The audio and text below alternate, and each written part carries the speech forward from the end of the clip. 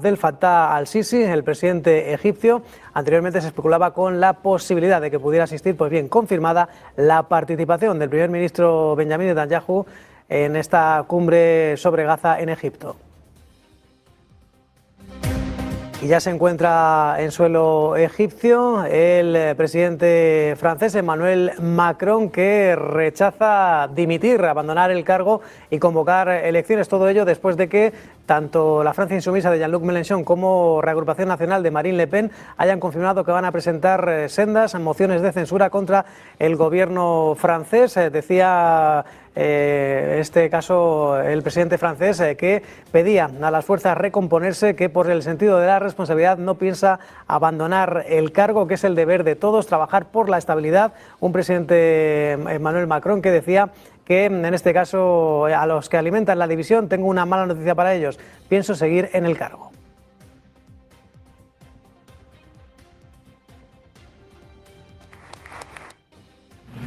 Je présiderai demain matin un Conseil des ministres et je souhaite que le pays puisse avancer dans l'apaisement, la stabilité, l'exigence et le service des Français, avec beaucoup de respect entre les forces politiques. À votre niveau, Je ne fais encore une fois aucun pari et je trouve que beaucoup de tous ceux qui ont nourri la division, les spéculations, n'ont pas été au niveau du moment que vit la France et de ce qu'attendent les Français. Les Français, ils veulent du calme, ils veulent de la dignité et ils veulent qu'on travaille à leur service. C'est la seule chose qui m'attend. Merci beaucoup. Non, je crois que là, aujourd'hui, les forces politiques qui ont décidé la censure de François Bayrou et les forces politiques qui ont joué la déstabilisation de Sébastien Lecornu sont les seuls responsables de ce désordre. Moi, j'assure la continuité, la stabilité, je continuerai de le faire. Voilà, tout le monde va continuer de le faire. Merci beaucoup.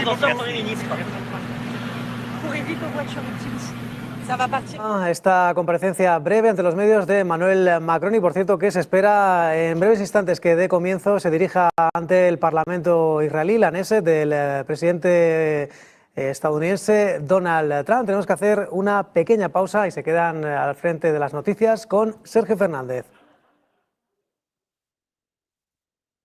Un Donald Trump que ahora mismo está haciendo entrada al Parlamento israelí, a la Knesset, después de escuchar las comparecencias tanto del presidente Mikel Herzog, así como, en este caso, también el líder de la oposición, un Donald Trump que también se va a dirigir a las familias de los rehenes israelíes retenidos desde el pasado 7 de octubre de 2023 en manos de Hamas y que han sido liberados esta mañana en dos tandas. La Cruz Roja, que hacía entrega de una primera tanda de 7 rehenes vivos a las fuerzas de defensa israelíes. Posteriormente, al filo de las 10 hora central europea, se hacía entrega de los otros 13 restantes, insistimos, vivos en posesión de Hamas, que están actualmente con las autoridades médicas para hacer un chequeo de salud y posteriormente serán entregados a sus familias. A punto de comparecer Donald Trump ante la Knesset israelí. וחברי הכנסת, היום יום שני, כ"א בתשרי התשפ"ו, 13 באוקטובר 2025, ואני מתכבד לפתוח את הישיבה המיוחדת של הכנסת. מיוחדת, ולכן לא יהיו בה הפרעות. מי שיפריע יוצא מאולם המליאה ולא יורשה לשוב אליה עד תום הישיבה. לא תהיינה אזהרות. בנוסף, ניתן יהיה למחוא כפיים. חברות וחברי הכנסת, בטרם נתחיל אני מזכיר שישיבה זו היא ישיבה מיוחדת ולכן לא יהיו בה הפרעות. מי שיפריע יוצא מאולם המליאה ולא יורשה לשוב אליה עד תום הישיבה. לא תהיינה אזהרות. בנוסף, ניתן יהיה למחוא כפיים בישיבה זו כפי שכבר ראיתם. כבוד נשיא המדינה יצחק הרצוג ורעייתו מיכל,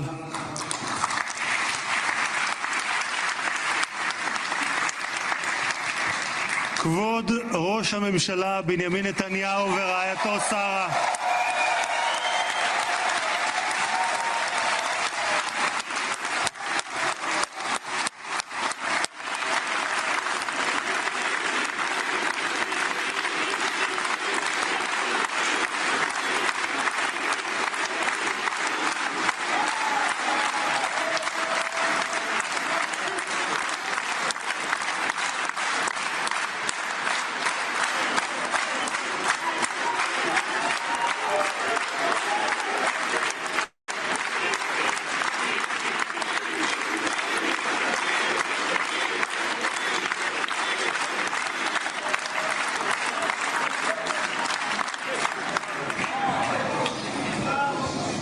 ראש האופוזיציה יאיר לפיד ורעייתו ליהי, שרים וחברי הכנסת, special recognition to Minister Ron Dermer, who led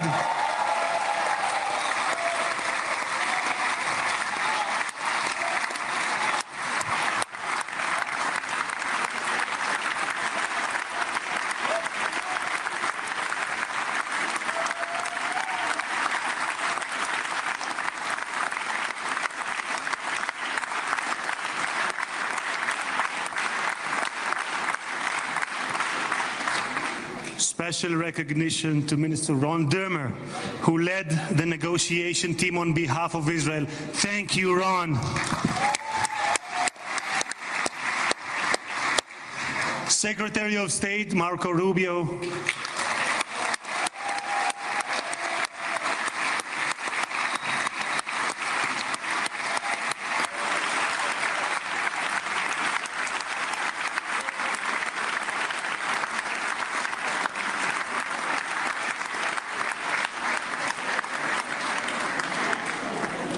Secretary of War Pete Hegseth,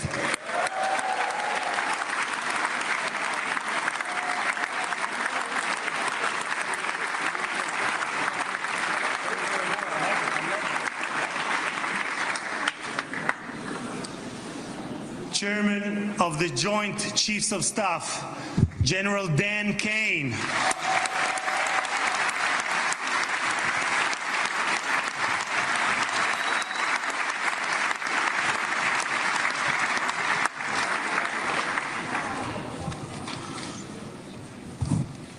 two key players, President Trump's special envoy Steve Witkoff, who is here with his partner Lauren,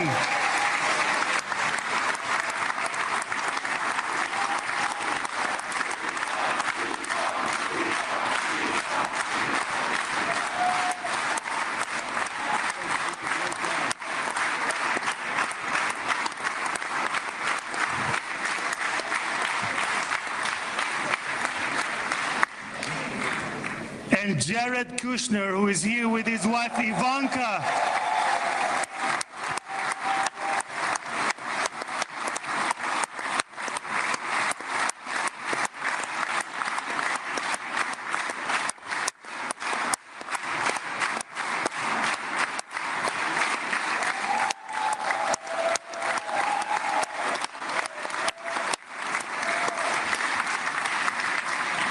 And thank you guys for everything that you have done to bring about this day.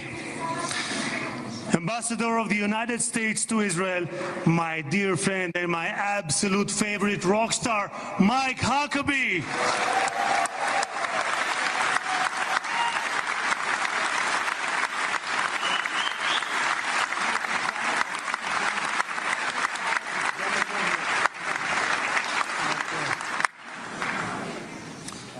שגריר ישראל בארצות הברית, יחיאל לייטר.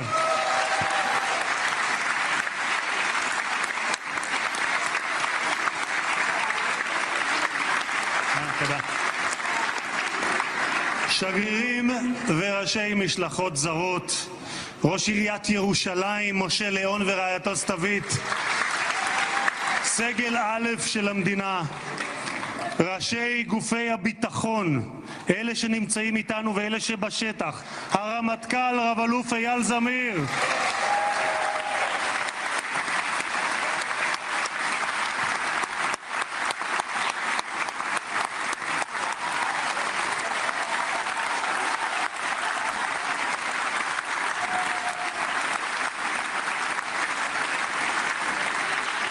המפכ"ל רב ניצב דניאל לוי,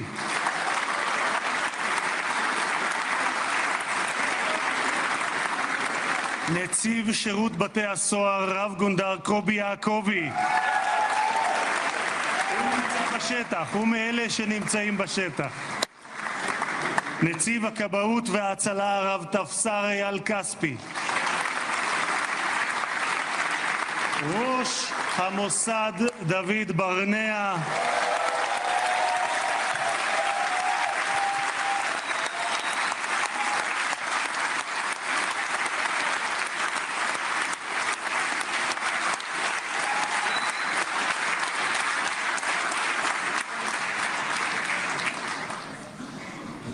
ראש שירות הביטחון הכללי, האלוף במילואים דוד זיני, בהצלחה.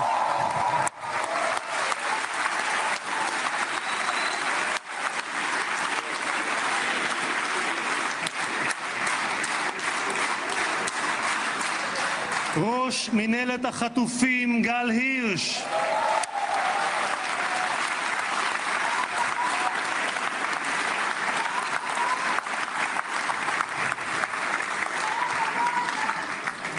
ראשי ערים וראשי רשויות מקומיות, מנכ"ל הכנסת שהרים ב3 ימים ביקור שדרושים לו 3 חודשים לפחות, משה צ'יקו אדרי.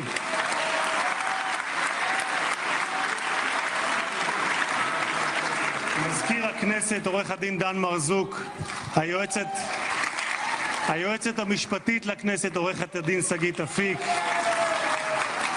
קצין הכנסת ניצב יובל חן, חברי הנהלת הכנסת, משפחות חטופים, משפחות שכולות,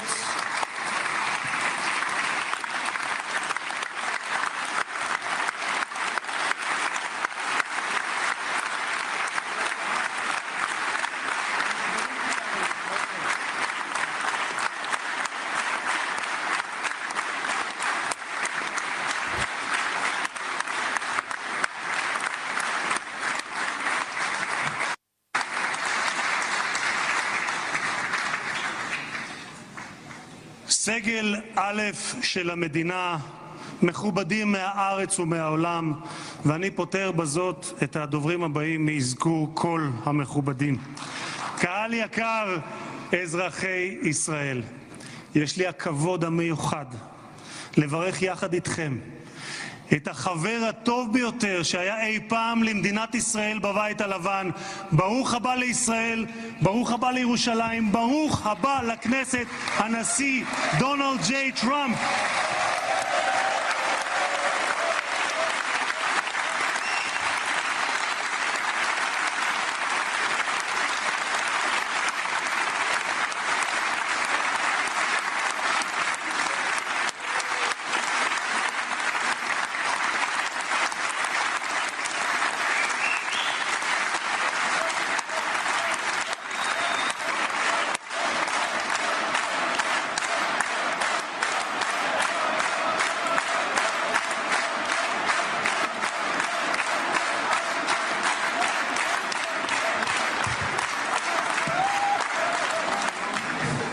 אדוני הנשיא, אני מבקש להודות לך על שהענקת לכנסת את הזכות והכבוד להיות הפרלמנט הראשון מחוץ לארצות הברית שאתה מבקר בו בכהונתך הנוכחית. במסורת היהודית נהוג לברך ברגעים ייחודיים שכאלה, ברוך שנתן מכבודו לבשר ודם. תודה לך, הנשיא טראמפ.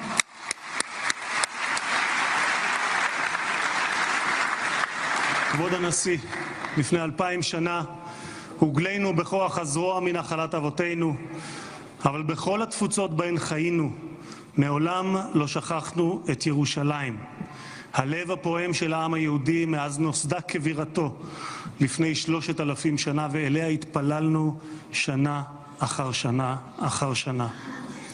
ולפני 7 שנים היית אתה, הנשיא טראמפ, שבשם ארצות הברית של אמריקה הכרת בריבונות הישראלית על ירושלים.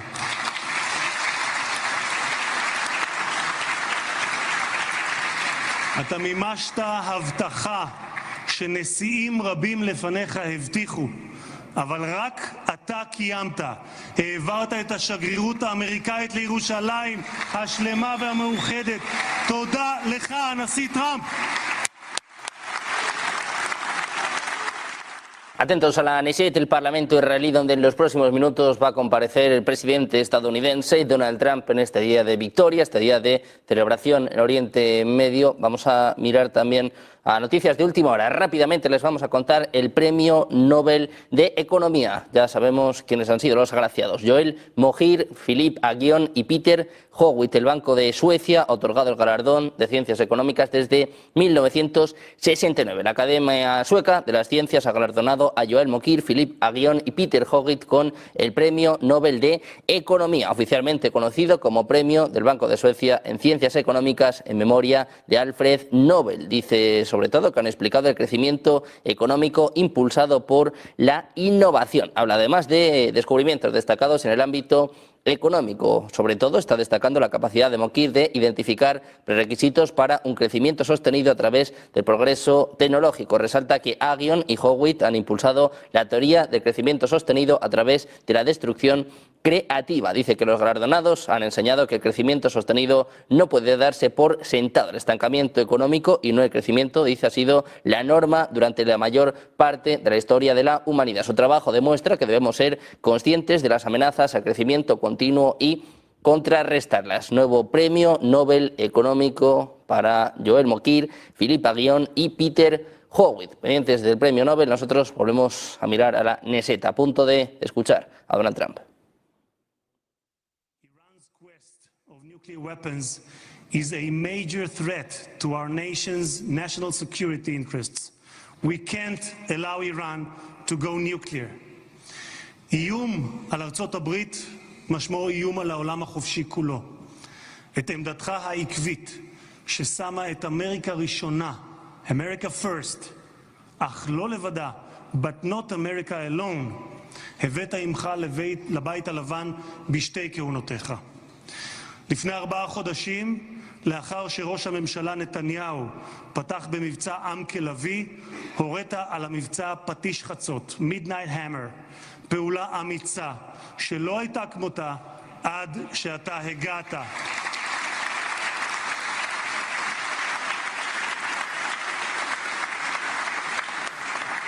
בכך, אדוני הנשיא, מנעתם שואה גרעינית שאיראן ביקשה להמיט עלינו ועל העולם, מדינה שבפרלמנט שלה נבחרי הציבור זועקים מוות לאמריקה, מוות לישראל. והיום אנו יכולים לומר למשטר האייתולות באיראן, לא יהיה נשק גרעיני. תודה לך, הנשיא טראמפ.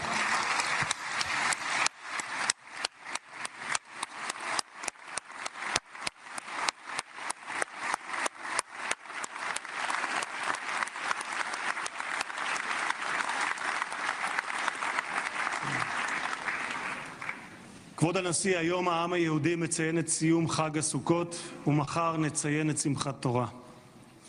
בשמחת תורה לפני 2 לא שמחנו. היה זה היום הקשה ביותר שחוותה מדינת ישראל משחר הקמתה, והעם היהודי מאז השואה.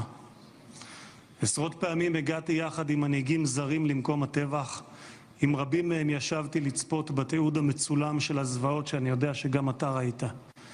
שבועות ספורים לאחר 7 באוקטובר ליוויתי את ג'רד ואיוונקה שהגיעו לכאן לאזורים הקשים ביותר. ראינו את מה שקיווינו, היינו קיבוץ כפר עזה ברעים, וראינו את מה שקיווינו שלא יחזור עוד בתולדות האנושות. מראות של פוגרומים, ילדים, נשים, קשישים, גברים, חיים שלווים שהיו ואינם עוד. השטן לא רק רצח, טבח, אנס ושרף רבים מאחינו ואחיותינו, הוא גם חטף אותם, מתים וחיים. מאז בני ישראל נלחמו את המלחמה הקשה, הארוכה וגם הצודקת בתולדותיהם.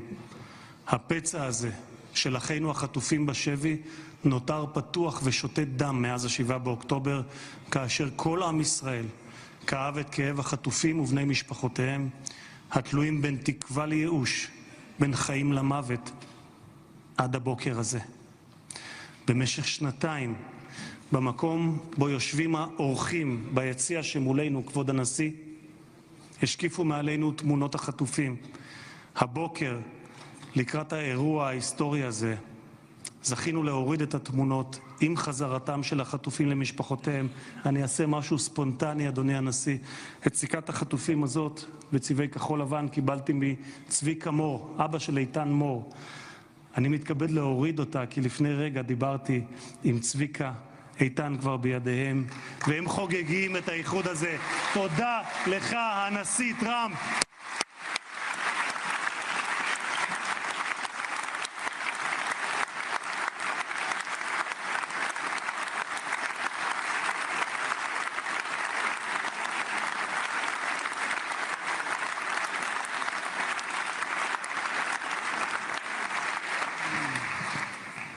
Mr. President, you stand before the people of Israel not as another American president, but as a giant of Jewish history.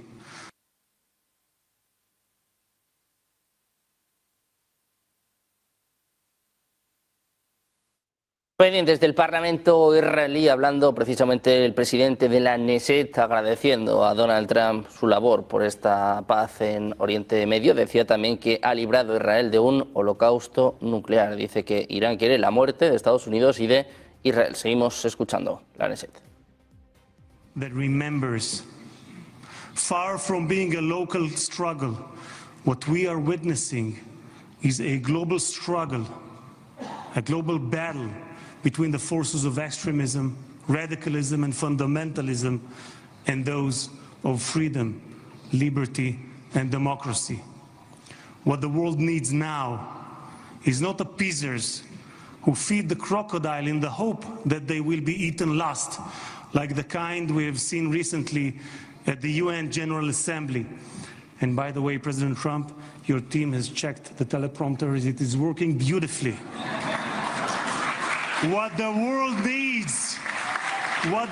needs now are more leaders who are brave, resolute, strong, and bold. The world needs more Trumps.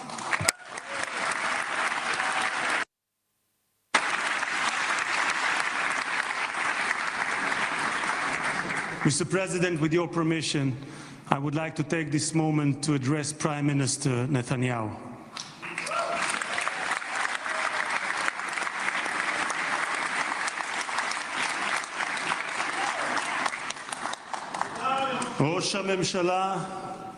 ראש הממשלה, עמדת בכל שנות כהונתך, אבל בפרט בשנתיים האחרונות מול לחצים אדירים. סטיב וויטקוף, שליחו המיוחד של הנשיא טראמפ, שלחם יחד איתך בשוחות על החזרת החטופים, אמר עליך, העבודה הקשה באמת הייתה של ראש הממשלה. הוא זה שהיה צריך לקבל החלטות קשות, עד כמה להיות קשוחים מול חמאס ומתי לגלות גמישות. היו רגעים שחשבתי, כך אומר וויטקוף, שעליכם להתגמש יותר, אבל האמת היא שכעת, במבט לאחור, אני חושב שלא היינו מגיעים לנקודה הזו, אם ראש הממשלה נתניהו לא היה פועל כפי שפעל.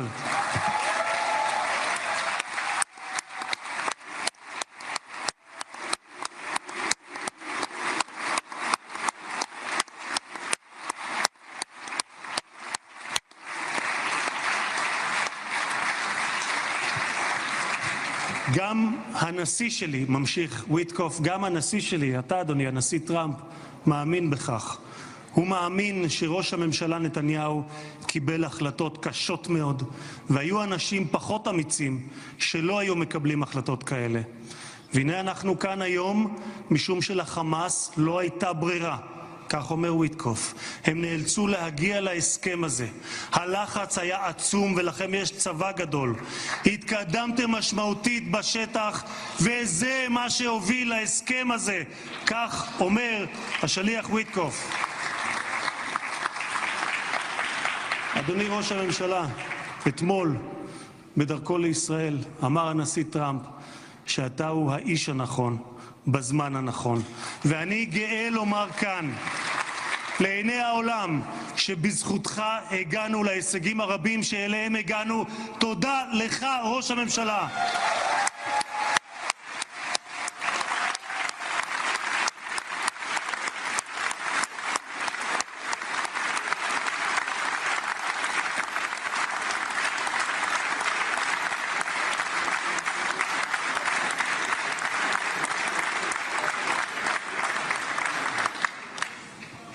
ביום הזה נודה מלב האומה וממעמקי הנפש הלאומית לחיילי צה"ל האמיצים,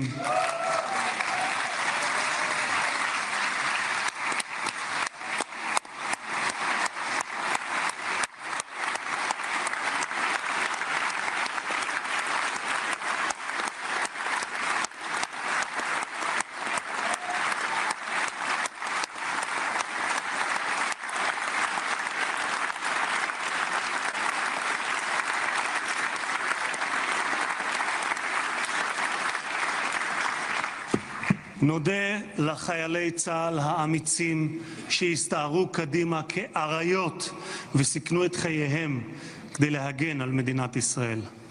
רבים מהם נפלו והקריבו את חייהם למען המדינה שמרכינה את ראשה בפניהם ובפני משפחותיהם השכולות. דמם לא נשפך לשווא, כי בגבורתם ובהקרבתם הם הביאו לרגע הנשגב הזה, ושמותיהם ייוותרו חקוקים לעד בלב האומה.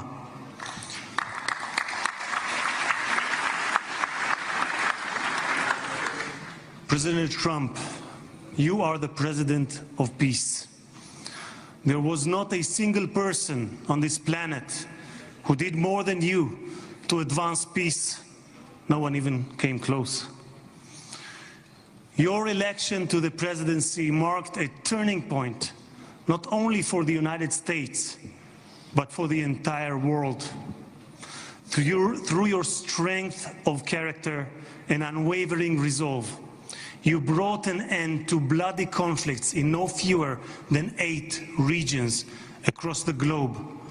In less than 9 months, you became one of the most consequential presidents in history. You saved countless lives that would have been lost without your leadership. And as our sages teach, whoever saves one life, it is as though he has saved an entire world. You have proven that true peace is achieved through strength, and that only those who are prepared to use force in the present can prevent the need to use it in the future. Mr.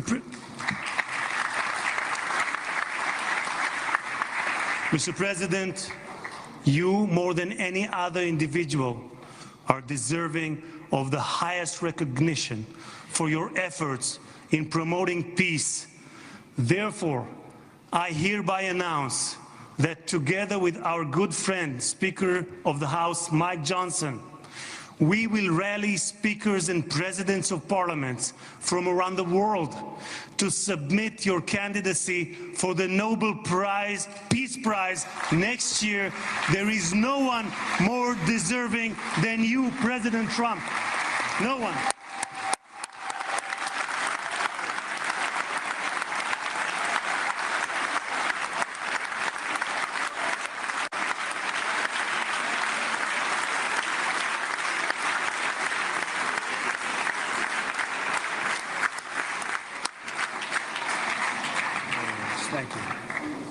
אדוני הנשיא, אנחנו ניצבים בפני ההיסטוריה ברגע נשגב שיחקק לדורות.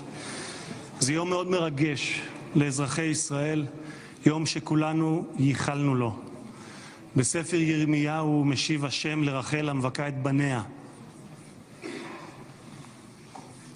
מנעי קולך מבכי ועינייך מדמעה, כי יש שכר לפעולתך, נאום אדוני, ושבו מארץ אויב, ויש תקווה לאחריתך, נאום אדוני, ושבו בנים לגבולם.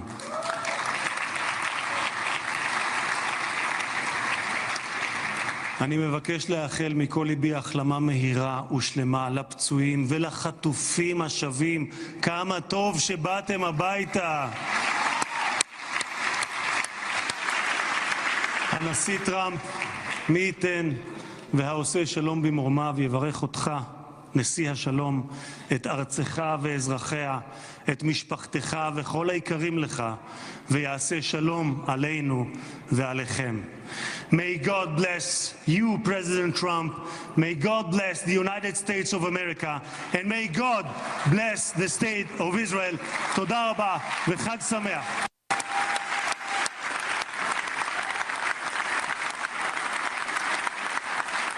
Escuchaban al presidente de la Knesset hablando del presidente de Estados Unidos, de Donald Trump. Nominan de nuevo a Donald Trump de cara al Premio Nobel de la Paz para el año que viene. Dice que nadie ha hecho más que él, que hacen falta más líderes en el mundo, como Donald Trump. Vamos a escuchar en los próximos minutos a Benjamin Netanyahu, que, por cierto, noticia de última hora, no va a asistir finalmente a la cumbre de paz en Egipto. Volvemos a escuchar a la Knesset.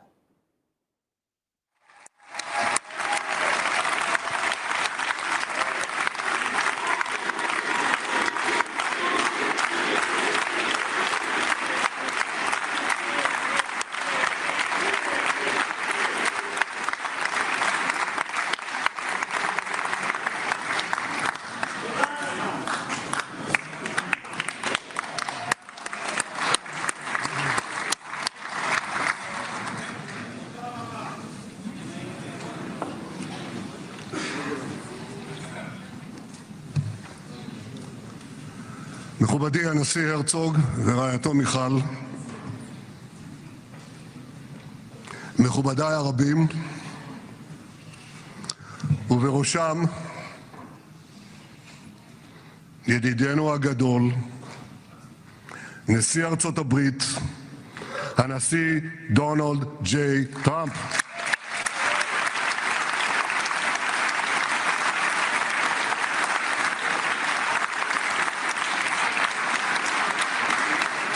ברוך בואך לירושלים בירתנו הנצחית. ברוך בואך לישראל ביום המרגש הזה שיחקק בתולדות עמנו. וגם אתה הנשיא תחקק בתולדות עמנו, כי כבר נחקקת בתולדות האנושות.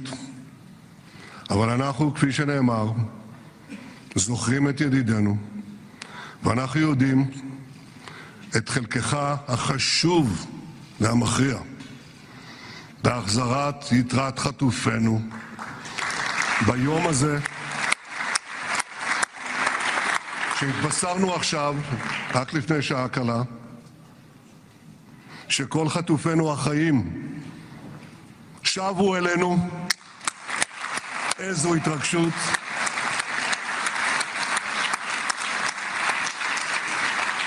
כמה חיכינו לרגע הזה, ואנחנו מחויבים להחזיר את כולם. ואני רוצה להודות לך באופן אישי ובשם האומה כולה. תודה לך, הנשיא טראמפ. תודה לך.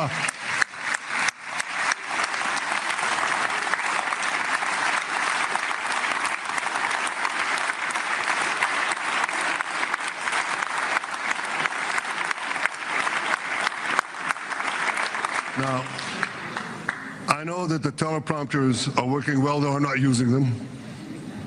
But I'm not sure about the translation. So I'll say words in English. President Trump, the Knesset welcomes you and your distinguished delegation to Jerusalem, our eternal capital. This is your first visit to Israel since you recognize Jerusalem as our capital and moved the embassy here. Thank you, President Trump, for that.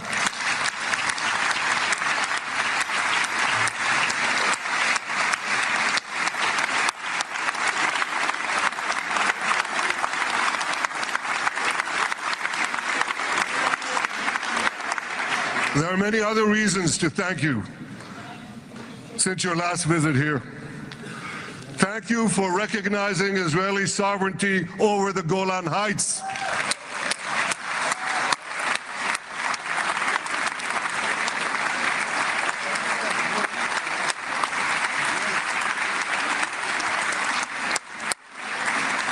Thank you for standing up to the lies against Israel in the United Nations.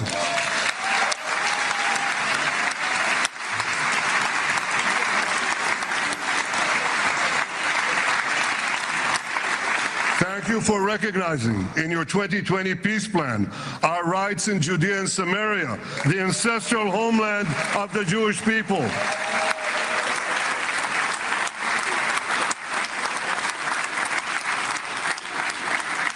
Thank Thank you for brokering the historic Abraham Accords. Avraham, Eskeme Avraham.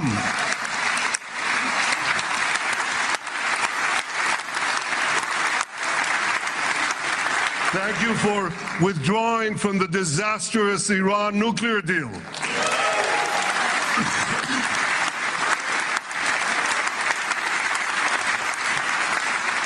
Thank you for supporting Operation Rising Lion and for your bold decision to launch Operation Midnight Hammer. Boy, is that, you got to hear this.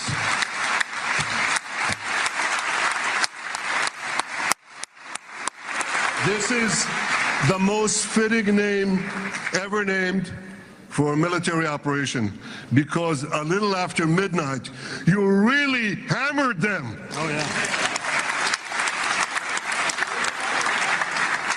My friends, this is only a partial list, but it's enough to affirm what I've said time and again. Donald Trump is the greatest friend that the state of Israel has ever had in the White House.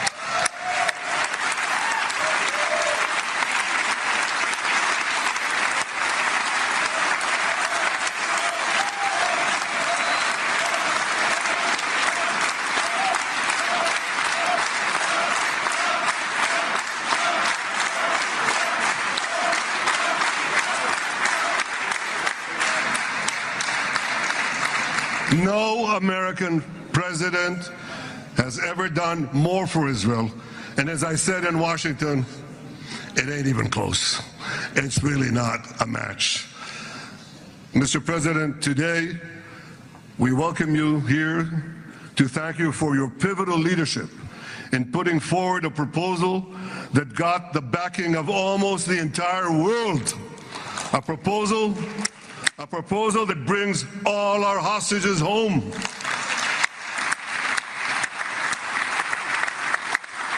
A proposal that ends the war by achieving all our objectives.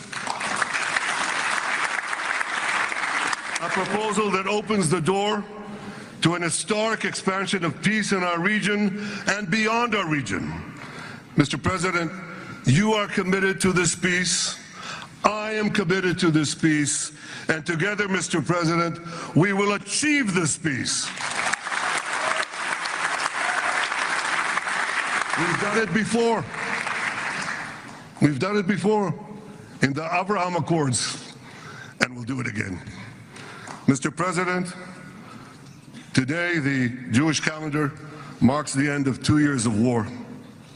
That war began on October 7th, on the Jewish festival of Simchat Torah.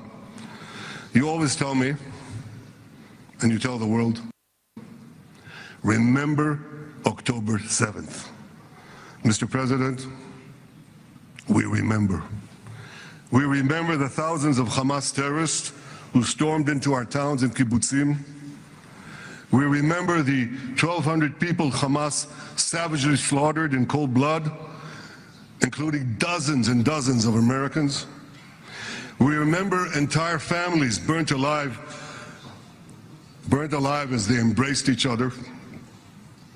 We remember the beautiful young Israelis brutally gunned down at the Nova Music Festival. We remember the hundreds of our citizens who were dragged into the dungeons of Gaza, including 12 Americans, men and women, young and old, babies and elderly Holocaust survivors. My friends, Mr. President, Donald, these monsters take babies as hostages. In response to this barbaric attack on October 7th, Israel did what it had to do. With indomitable courage, we set out to defend our people, to defeat our enemies, and to release our hostages. Our heroic soldiers fought like lions. They fought on the front lines of civilization and barbarism. Israel achieved amazing victories over Hamas and the entire Iran terror axis. Sinwar, Dev, Hania, Nasrallah, Assad, they're all gone.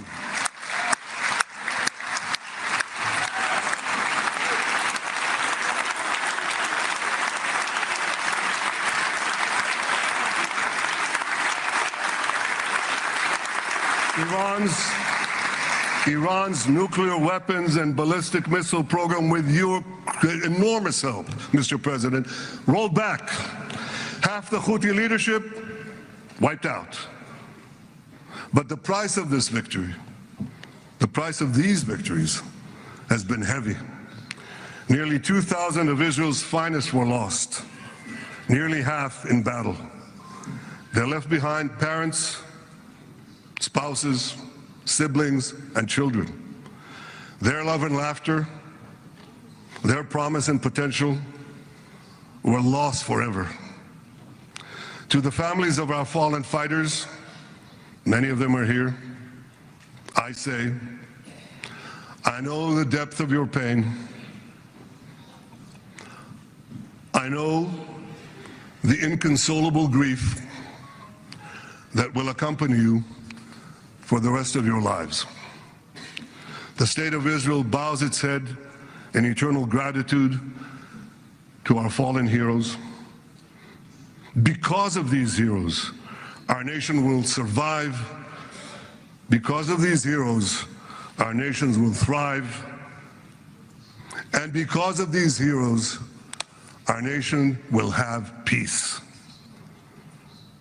Mr. President, thousands of our brave soldiers were also wounded, suffering terrible blows to body and soul. Brave soldiers like Ari Spitz. Ari is an American.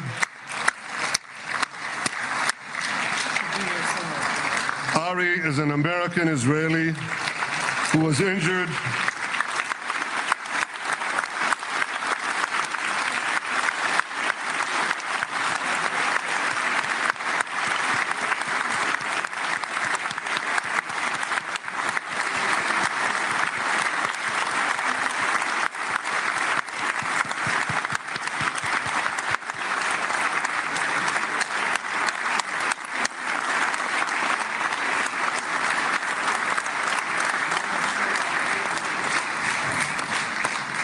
is an American Israeli who was injured in Gaza while searching for Hamas terrorists and weapons. Two of Ari's comrades were killed in this action and 10 were injured. Ari was presumed dead, but made a miraculous recovery despite losing 3 limbs. Ari, stand up for a minute alone. Stand up. There you go. There. Ari, you are the spirit of Joshua. You are the spirit of David. You are the spirit of the Maccabees. You are the spirit of Israel. I salute you. We all salute you. Escuchamos a Benjamin Netanyahu, el primer ministro israelí, agradeciendo a Trump todos sus esfuerzos por mediar en este plan de Gaza, pero está yendo más allá. Está hablando de los acuerdos de Abraham, también de reconocimiento de Judea o de Samaria, reconocimiento de los altos del Golán o, como Estados Unidos se ha retirado, decía Netanyahu, del desastroso acuerdo nuclear con Irán. Está hablando de que es el mejor amigo que ha tenido nunca Israel en la Casa Blanca, y no solo eso, también está diciendo que está comprometido por la paz. Había dudas, se decía incluso en las últimas horas que para Netanyahu no había terminado esta campaña. Ahora dice que sí, que tanto Trump como él han conseguido esta paz en Oriente Medio. To save his 2 sons. We all saw the film of those 2 boys crying out in pain. Father is dead. Why? Why did God save me? Mr. President, my friend Donald, I've seen some very tough things in my life, but I couldn't bring myself to watch those boys suffering again. So I didn't see this film except once. Yet Sabine, their mother, has had the strength and fortitude to show this film across the world. And my wife Sarah and I asked her, Sabina, how do you do it? Why do you do it? And she answered, I do it to show the entire world the monsters Israel is fighting, and the justice of our cause. This is what she's doing once again in Los Angeles. Sabine, you can hear me now. So I want to tell you on behalf of all of us, you embody the spirit of our biblical heroines, Deborah, Ruth, and Esther. You too are the spirit of Israel, and we all salute you.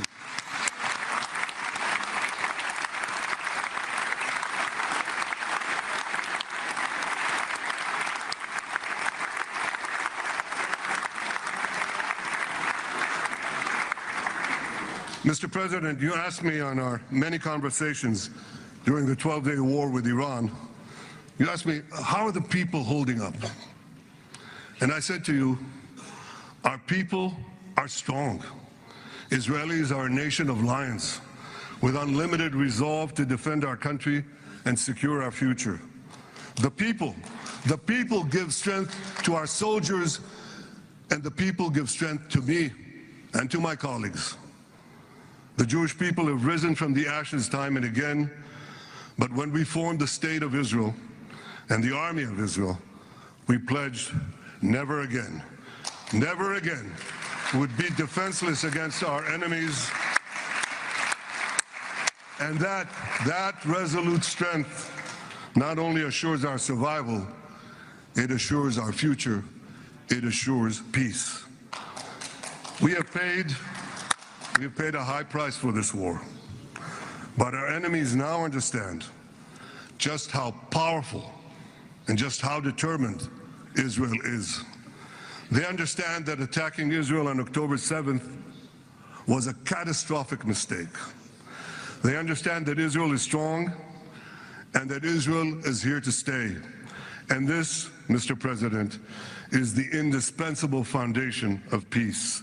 Peace through strength. Ladies and gentlemen, this is a momentous day, a day of great joy as the remaining hostages come home.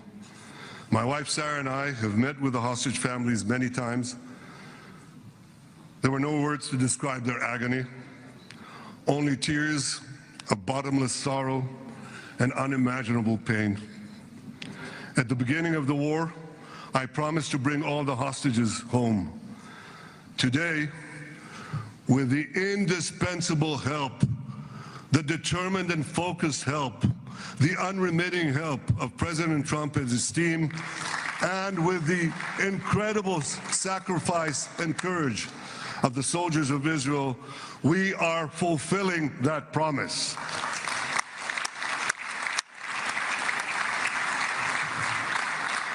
It has been a long journey to get here. In the first week of the war, our brave soldiers put military pressure on Hamas, and the international community put diplomatic pressure on them. This enabled us to secure the release of over 100 hostages. In heroic rescue attempts behind enemy lines, Israel's special forces rescued 8 live hostages and brought back the remains of dozens more. But as time went on, we all know what happened. The diplomatic pressure was turned on its head. More and more governments bought into Hamas's false propaganda. More and more governments succumbed to anti-Semitic mobs in their own countries. They just turned on Israel.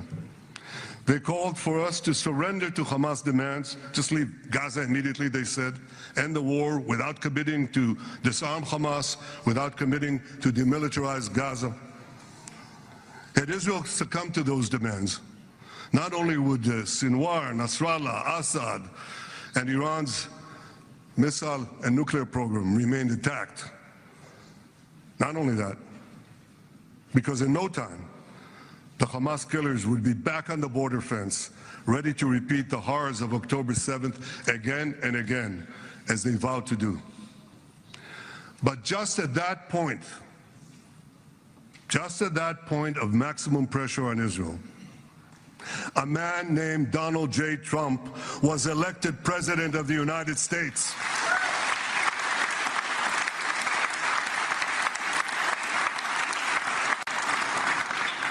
And ladies and gentlemen, overnight, everything changed. Everything.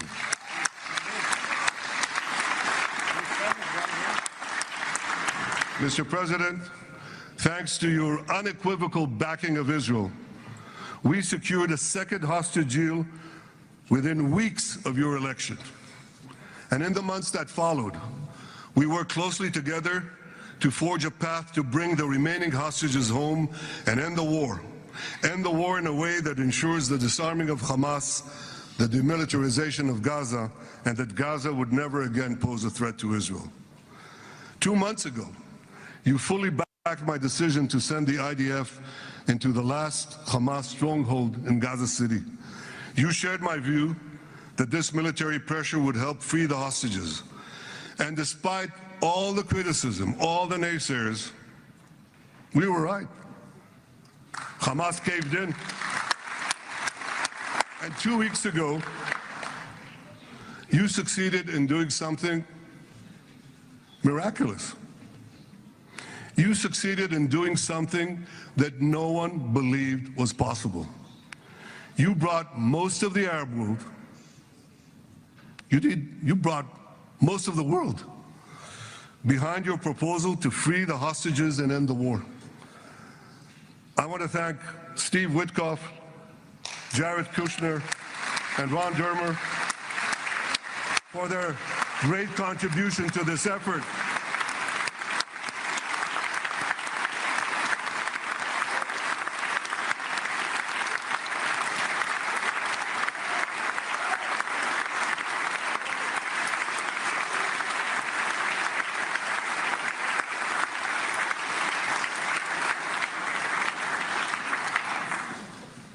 And I want to thank our negotiating team.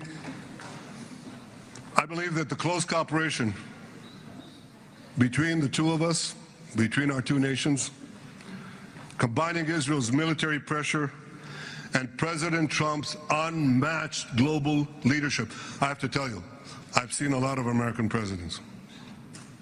I've seen them all in the time that I've been here, and I've been here quite a lot of time. I've never seen anyone move the world so quickly, so decisively, so resolutely as our friend President Donald J. Trump.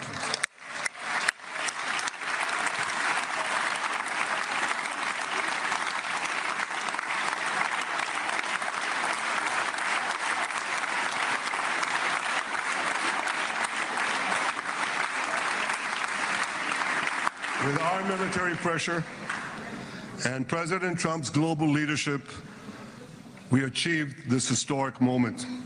It's a moment of indescribable joy as our nation embraces our sons who are coming home.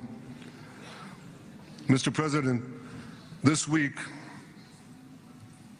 Jews around the world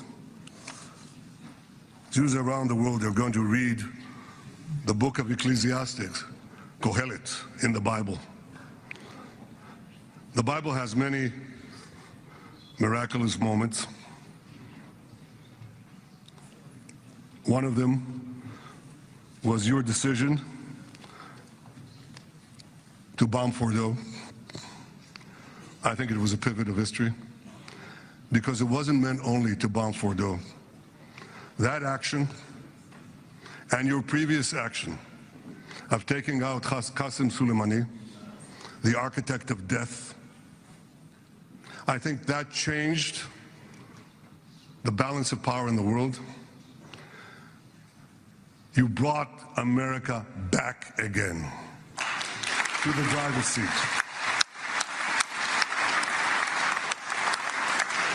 Now, I said that we're going to read this week the book of Ecclesiastes. It's not a book of action. It's a book of meditations, of thought, a perspective on life. Escuchando a Benjamin Netanyahu respondiendo a los líderes europeos, los líderes internacionales, dice que cada vez hay más países que se hacen eco de la propaganda de Hamas. Está hablando también sobre la guerra en Gaza. Dice que han puesto fin a este conflicto, lo que significa que Gaza nunca más va a ser una amenaza para Israel. Hablando sobre el plan de enviar a las FDI, de enviar a las fuerzas de defensa israelíes a la operación terrestre en Gaza, decía Netanyahu que Trump ha apoyado completamente desde el principio sus planes para terminar con este conflicto y además alababa de nuevo a Donald Trump. Dice que ha traído a América de vuelta, América de nuevo. Vamos a seguir escuchando a Netanyahu. And peace outside Israel.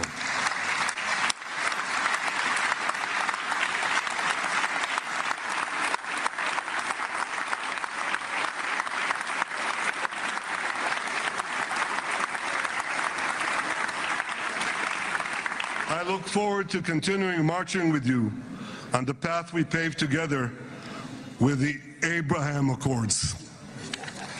Under your leadership, we can forge new peace treaties with Arab countries in the region and Muslim countries beyond the region. Abraham's children will work together to build a better future, a future that will unite civilization against barbarism, light against darkness, and hope against despair.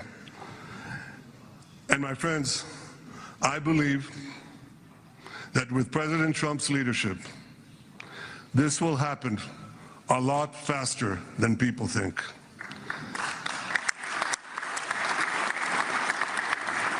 As Prime Minister of Israel, I extend my hand to hold those who seek peace with us. No one wants peace more than the people of Israel.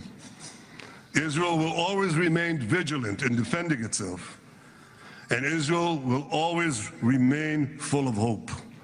Hope is our national anthem. Hope is our creed. Hope is our strength.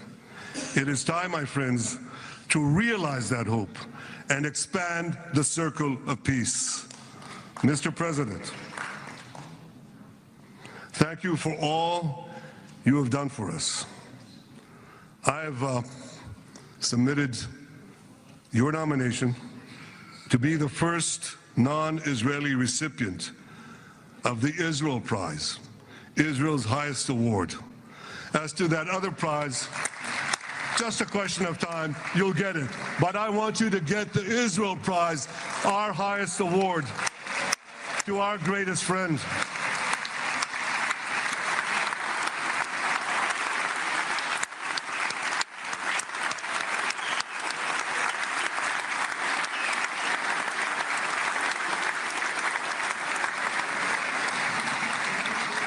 When others were weak, you were strong. When others were fearful, you were bold. When others abandoned us, you stood by our side. On behalf of the government and people of Israel, I thank you for your extraordinary friendship. Thank you for helping bring our hostages home. Thank you for supporting Israel's march to victory. Thank you for paving a path to peace.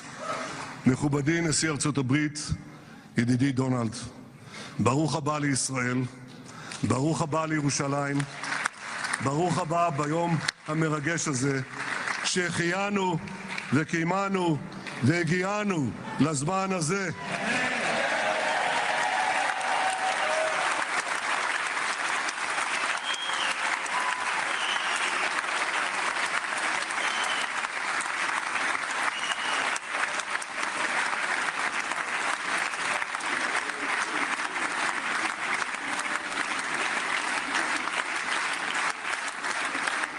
May God bless you and your family, Mr. President.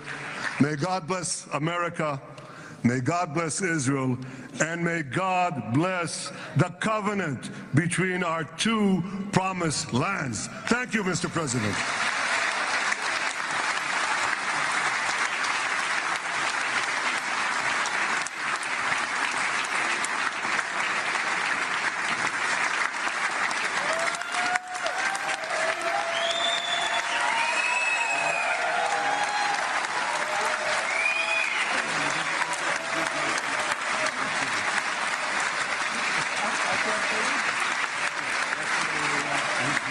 The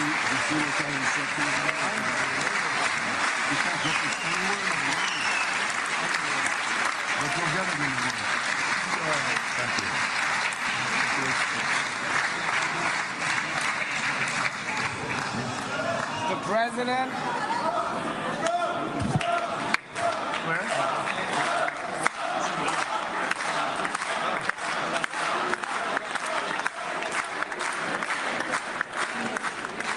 Come on up, opposition. Come on, opposition.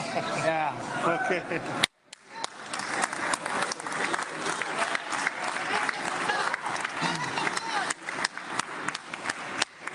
אני מתכבד להזמין כעת את ראש האופוזיציה, חבר הכנסת יאיר לפיד.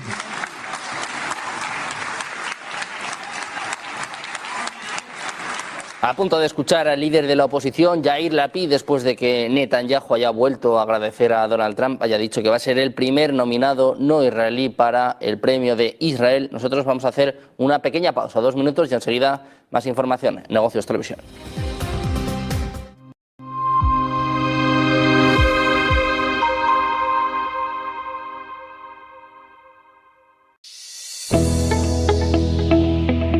No puede volver atrás y cambiar el principio, pero puede comenzar donde está y cambiar el final.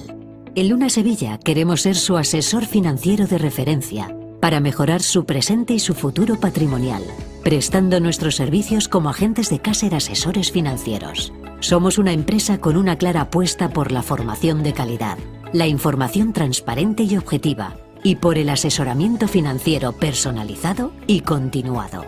Visite nuestra web lunasevilla.es o llame al 91 762 3442.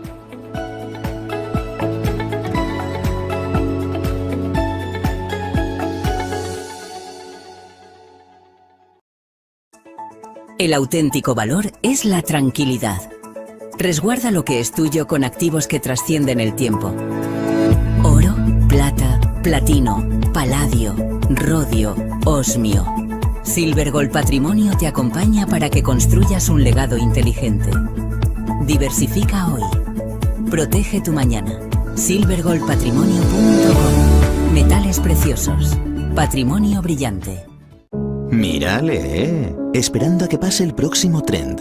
Pues qué penita, que ya pasó. Muévete a la velocidad del mercado. Entra en la era de la información con Informa, líder en información empresarial. Tenemos la información de 600 millones de empresas en todo el mundo. Descúbrelo en Informa.es.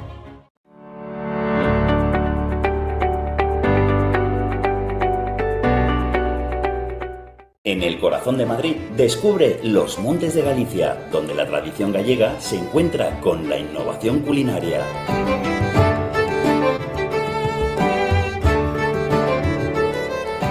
Saborea nuestros mariscos frescos, carnes jugosas y postres caseros.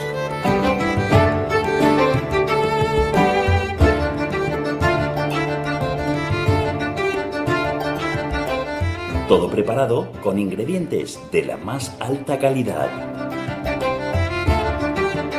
Disfruta de una experiencia gastronómica única en un ambiente acogedor y elegante. Los Montes de Galicia, donde cada comida es una celebración.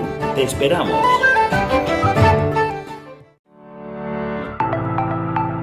Blockchain es una tecnología basada en una cadena de bloques de operaciones descentralizada y pública. Esta tecnología genera una base de datos compartida a la que tienen acceso sus participantes, los cuales pueden rastrear cada transacción que hayan realizado. Para que se hagan una idea, es como un gran libro de contabilidad inmodificable y compartido que van escribiendo una gran cantidad de ordenadores de forma simultánea. El modelo más antiguo de una blockchain se creó a principios de la década de los 90, cuando el científico informático Stuart Haber y el físico Scott Stornetta emplearon técnicas criptográficas en una cadena de bloques como una manera de...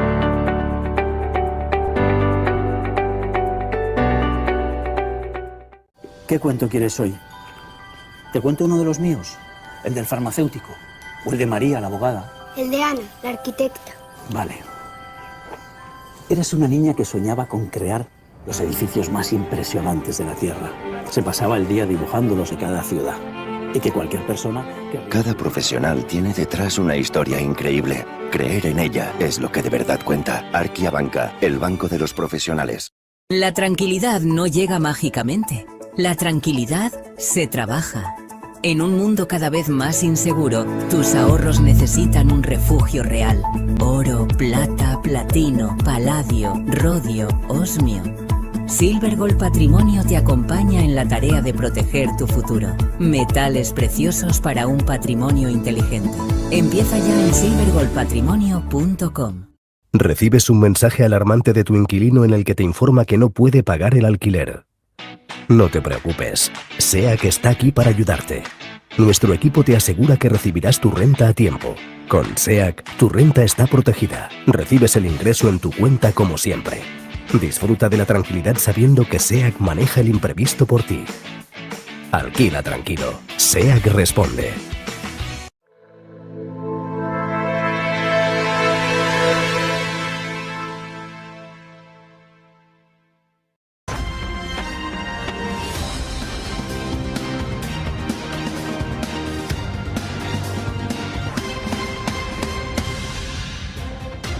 Muy buenos días, bienvenidos de nuevo a Negocios Televisión, bienvenidos a este espacio de las noticias mirando a todas las últimas horas, a punto de escuchar al presidente de Estados Unidos, Donald Trump, a punto de comparecer en la Knesset ante la paz en Oriente Medio. También está cerca de realizar su viaje a Egipto en un momento de celebración en Israel. Escuchaban a Benjamin Netanyahu agradeciendo a Trump por la paz en la franja de Gaza. Vamos a escuchar las últimas declaraciones por parte de Donald Trump. This is a very special event. They had 500,000 people yesterday and today in Israel, and also the Muslim and Arab countries are all cheering. Everybody's cheering at one time. That's never happened before. Usually if you have one cheering, the other isn't. The other is the opposite. This is the first time everybody is amazed and they're thrilled, and it's an honor to be involved, and we're going to have an amazing time, and it's going to be something that's never happened before.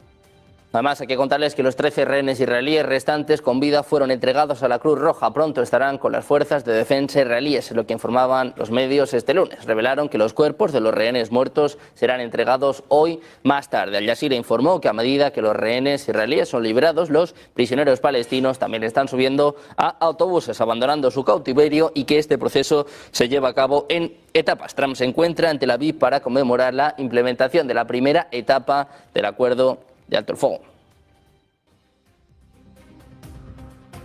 Una ceremonia que va a ser acogida por Egipto, según la presidencia egipcia. La cita pretende poner fin a la guerra en la franja de Gaza, intensificar los esfuerzos por la paz y abrir una nueva etapa de seguridad y estabilidad en Oriente Medio, en línea con la visión de Trump para lograr una paz duradera en la región. Una cumbre con más de 20 líderes mundiales, entre ellos, por ejemplo, Pedro Sánchez, Emmanuel Macron y Keir Starmer, o el presidente de la Autoridad Palestina, Mahmoud Abbas, con la ausencia de la delegación israelí. Se hablaba en las últimas horas de que Netanyahu iba a asistir a esta reunión. Ha hablado, por cierto, con el presidente egipcio, pero finalmente Netanyahu no asistirá. Mientras tanto, les contamos también que se ha confirmado la muerte de al menos 323 personas, mientras los equipos de búsqueda continúan buscando cuerpos bajo los escombros, en lo que apuntan hospitales locales. A menos de 1.000 personas están todavía enterradas bajo los escombros en Gaza, según la CNN. Desde el comienzo de la guerra entre Israel y Hamás, las FDI han dañado o destruido cerca de 430.000 viviendas, según las estimaciones de la ONU. En Europa, la presidenta de la Comisión Europea, Ursula von der Leyen, afirmaba este lunes que el acuerdo de paz para Gaza, que está previsto que se firme hoy la ciudad balneario de Sharm el Sheikh, es un hito histórico. Ofrecía apoyo para la reconstrucción del enclave palestino. Decía que el regreso de los rehenes israelíes es un momento de pura alegría para esas familias y un momento de alivio para todo el mundo. Dice que se puede comenzar un nuevo capítulo, es lo que ponía von der Leyen en sus redes sociales sobre la liberación de los cautivos por Hamás como parte de este acuerdo. La presidenta comunitaria destacó el pleno apoyo de la Unión Europea al plan de paz negociado por Estados Unidos, Qatar, Egipto y Turquía. Todo esto en un momento de tensión en los mercados. Trump insiste en que mantiene una excelente relación con Xi Jinping a pesar de las tensiones comerciales entre ambas superpotencias mundiales. Confía en que podrá solucionar las diferencias y que podrá reunirse con Xi a finales de octubre. Escuchamos a Trump sobre Xi Jinping.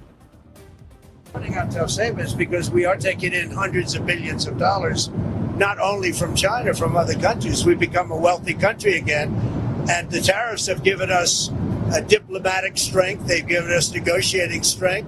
Is that a vending machine now when you go to Asia in a couple of weeks? Well, you saw the statement I put out that he had a bad day. Right. And I think we're going to be fine with China. Look, I have a great relationship with President Xi. He's a very tough man. He's a very smart man. He's a great leader for their country. He's a great leader. And I have a great relationship with him. I think we'll get it set. I know what happened.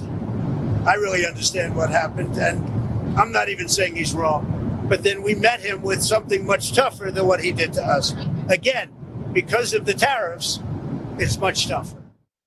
El presidente de Estados Unidos, Donald Trump, que está explorando todas las opciones respecto a la opción de invocar la ley de insurrección, es lo que informaba J.D. Vance este domingo en una entrevista con la NBC. La pasada semana, Donald Trump insinuó que no descartaba invocar esta ley para sofocar las protestas en contra de su despliegue de agentes federales en Chicago. Señalaba además que Chicago es una gran ciudad donde hay mucha delincuencia y que si el gobernador de Illinois no puede hacer el trabajo, su administración lo hará. Mientras tanto, el vicepresidente del Consejo de Seguridad de Rusia, Dmitry Medvedev, advertía este lunes que el envío de misiles Tomahawk a Ucrania podría terminar mal para Donald Trump. Decía, el lanzamiento de estos misiles podría ser perjudicial para todos y sobre todo para el propio Trump, lo que apuntaba en una publicación de Telegram. Decía, se ha dicho cientos de veces de una manera comprensible incluso para el hombre de las estrellas que es imposible distinguir un Tomahawk nuclear de uno convencional en vuelo. También criticaba a Trump por sus comentarios de que va a terminar mal para Vladimir Putin si no resuelve la guerra en Ucrania. Expresó su esperanza de que estos comentarios de Trump sean otra amenaza vacía, motivada por prolongadas negociaciones con Volodymyr Zelensky. Rusia, que además ha negado los informes de que uno de sus submarinos sufriera un mal funcionamiento después de emerger frente a la costa de Francia. El Comando Marítimo de la OTAN publicaba este 9 de octubre fotografías de una fragata de la Marina francesa monitoreando lo que dijo era un submarino ruso frente a la costa de Bretaña. Este lunes Rusia negó que el submarino hubiera sufrido un fallo técnico. Decía los informes de algunos medios sobre un supuesto mal funcionamiento que provocó que el submarino diésel-eléctrico Novorossiysk saliera a la superficie de emergencia frente a las costas francesas. Son falsos, es lo que apunta la Flota del Mar Negro de Rusia en un comunicado según la agencia TASS. El comunicado agregó que la tripulación del submarino está realizando actualmente una transferencia rutinaria entre flotas después de realizar misiones como parte de la fuerza de tarea permanente de la Armada rusa estacionada en el mar Mediterráneo. Dice que según las normas internacionales de navegación los submarinos deben pasar por el Canal de la Mancha únicamente en posición de superficie. Mientras tanto, Zelensky ha hablado con Trump por segundo día consecutivo sobre la adquisición de armas de largo alcance. En las últimas semanas, la administración Trump ha afirmado que podría suministrar a Ucrania misiles de crucero Tomahawk. Anteriormente, Dmitry Peskov, portavoz del Kremlin, decía que el tema de los Tomahawks preocupa enormemente a Rusia, advirtiendo que las tensiones están aumentando por todos lados.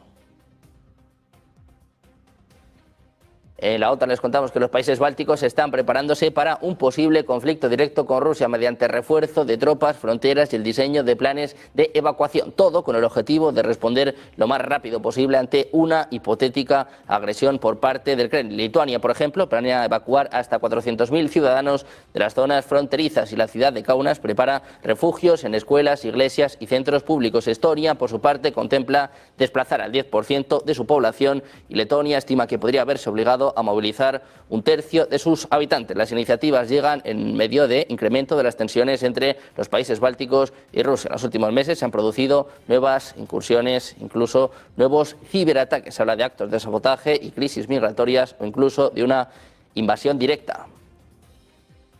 Trump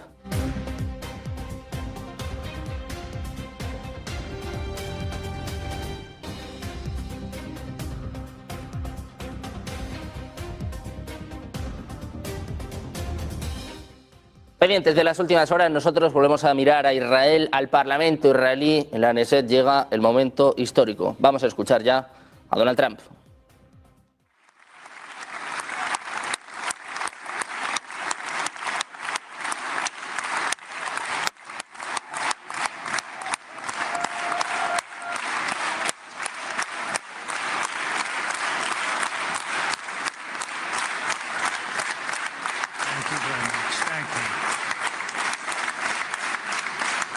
Thank you very much, everybody. It's a great honor. Nice place. Very nice place. Mr. President, Mr. Prime Minister, Mr. Speaker, esteemed members of the Knesset, and cherished citizens of Israel, we gather on a day of profound joy, of soaring hope, of renewed faith, and above all, a day to give our deepest thanks to the Almighty God of Abraham, Isaac, and Jacob.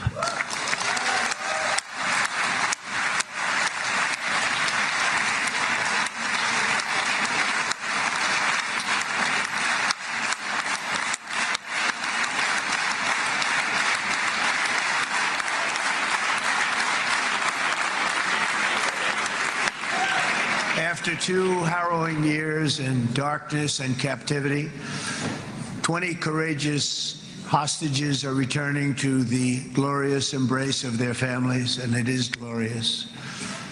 28 more precious loved ones are coming home at last to rest in this sacred soil for all of time. And after so many years of unceasing war and endless danger, today the skies are calm, the guns are silent, the sirens are still, and the sun rises on a holy land that is finally at peace, a land and a region that will live, God willing, in peace for all eternity.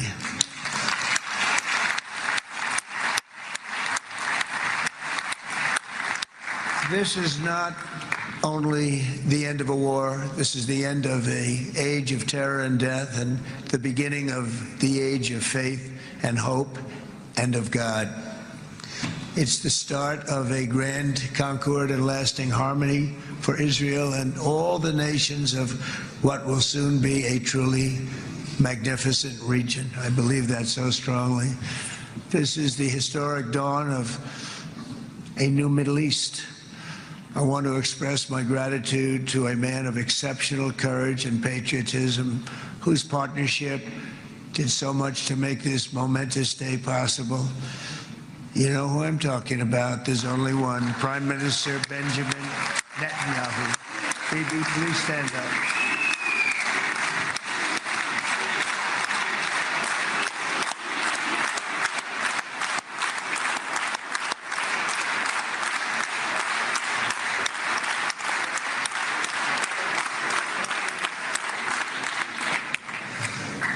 And he is not easy, I want to tell you.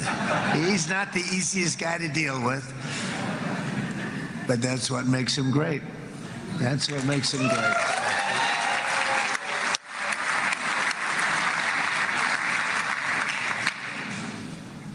Thank you very much, baby.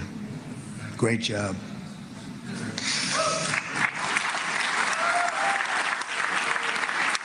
And let me also convey my tremendous appreciation for all of the nations of the Arab and Muslim world that came together to press Hamas to set the hostages free and to send them home. We had a lot of help. We had a lot of help from a lot of people that you wouldn't suspect, and I want to thank them very much for that.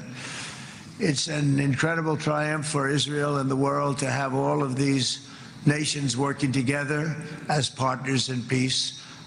And it's pretty unusual for you to see that, but it happened in this case. This was a very unusual point in time, a brilliant point in time. Generations from now, this will be remembered as the moment that everything began to change, and change very much for the better. Like the USA right now, it will be the golden age of Israel and the golden age of the Middle East. It's going to work together. I'd like to thank several great American patriots for their invaluable help in getting something done that almost everyone thought was absolutely impossible. We were wasting our time. So many people said, you're just wasting your time. But we weren't, because we had talented people working with us, and we had people that loved your country, and frankly, people that loved the region. They loved the Middle East. I want to thank my friend Steve Witkoff.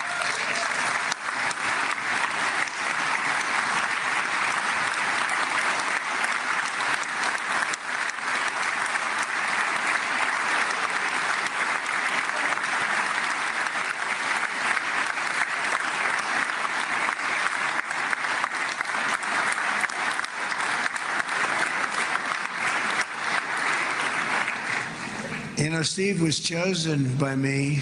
He never did this before, but I knew him as a few things. He was a great businessman, but I know a lot of great businessmen, to be honest with you.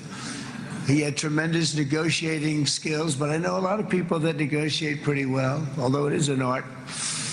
But there are people that can negotiate pretty well. But most importantly with Steve, he's just a great guy. Everybody loved him. Everybody. I mean, I know some negotiators that are so good, but you wouldn't have had peace in the Middle East. It would be in World War III right now with some of these guys. Everybody loves Steve, and they respect him, and they somehow can relate to him. I've known him for many years, and I've seen it over. חבר הכנסת עודה, להוציא את חבר הכנסת עודה, להוציא אותו מהאולם, להוציא אותו מיד, החוצה, החוצה, החוצה. להוציא גם את חבר הכנסת כסיף, להוציא את חבר הכנסת כסיף מהאולם, להוציא אותו מיד.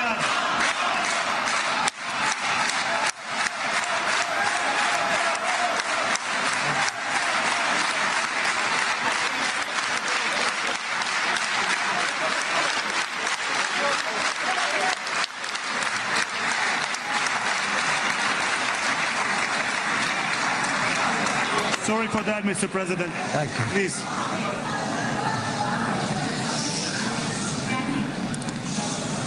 That was very efficient.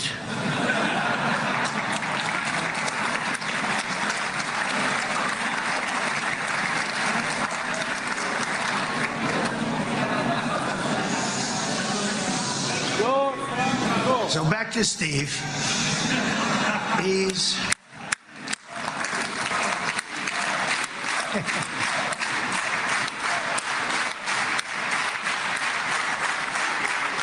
But I tell one story because he was so involved, and then we called in Jared. We need that brain on occasion. We got to get Jared in here. We got to get a certain group of people. But Steve started this all by himself. I call him Henry Kissinger, who doesn't leak. Okay? Henry is a big leaker. He leaked. Steve doesn't leak. Steve just wants to get the job done. He wants to do what's right. But I'll give you just a quick story because, as you know, he's working on the war with Russia and Ukraine, a war that would have never happened if I were president. A shame. 7,000 young soldiers a week are being killed. More than that this last week. It's a shame that it never happened. But it did happen, and we won the race, and I took over this horrible war that's been raging, and I thought it would be easily settled. I thought it was a hell of a lot easier than doing what we just did very successfully with Israel and a lot of other people. But this came first, and we'll get that one. But I set up a meeting for him to meet with President Putin, thinking it would be a 15 or a 20-minute meeting. Steve had no idea about Russia, had no idea about Putin too much, didn't know too much about politics, wasn't that interested. He was really good at real estate, but he had that quality that I was looking for, and I didn't see it around in too many ways. And I set up the meeting with Putin, and I called. I said, is Steve finished yet? That was about a half an hour into the meeting. No, sir, he's not. He's still inside. This is in Moscow. I said, well, how's he doing? I don't know, sir. He's still inside. I called up an hour later. Let me speak to Steve. Sir, he's still with Putin. He's with President Putin. I said, wow, that's a long meeting, 1 hour. I called up an hour later. He was still with Putin. 3 hours later, he was still with Putin. 4 hours later, he started to get the word that he was going to be coming out soon. And in 5 hours, he came out. I said, what the hell were you talking about for 5 hours? And he says, just a lot of interesting things. We're talking about a lot of interesting things, including what he went in there for, but you can't talk about it for 5. You can talk about it for a certain period of time, and you know what you're getting. But that's a talent. That's a talent where you can do that. Most people I'd send in, number one, they wouldn't be accepted. Number two, if they were the meeting would last 5 minutes, and that's what happens with Steve. Everybody loves him. They love him on this side. They love him on the other side. And he really is. He's a great negotiator because he's a great guy. So thank you very much, Steve, very much.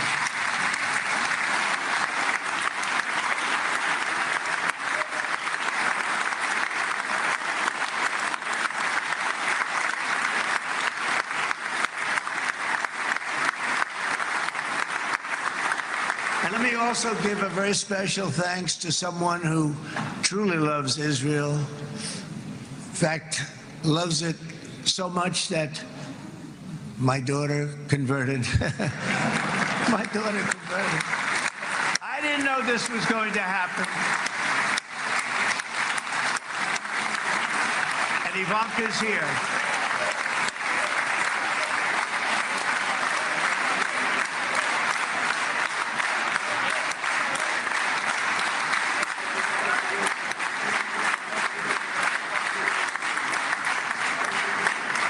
And Bibi, you do know this was not in the cards for me. You understand that. And she is so happy, and they are so happy. At least I think they're happy. If they're not, we have a big story, right? No, they have a great marriage, and they get along great. They're best friends. They have a very special relationship. But Jared has been so helpful. He really did something very special. He established the Abraham Accords with a group of very wonderful people. I like calling it the Avraham Accords because people that, right? Avraham. It's so cool. It's so much sort of nicer, you know, the Abraham versus the Avraham.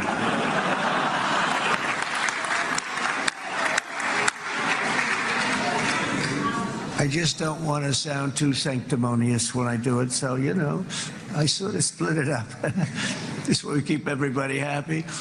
But we have some very great talent, and they have no excuses for anything that's taken place because we had some unbelievably good people working on this. And then you're going to add a man named Marco Rubio, who is also here.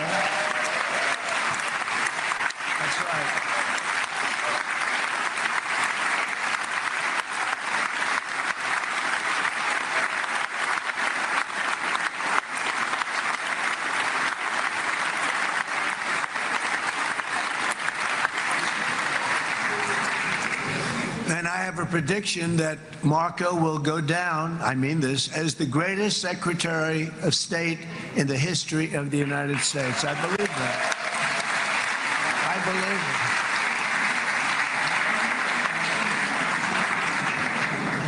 believe it. And he and I, you know, we really fought it out. You remember, he was tough. He was nasty. Who the hell thought this was going to happen, Marco, right? And now I'm saying he's going to go down as the greatest. He will. He was always smart and sharp, and people respect him.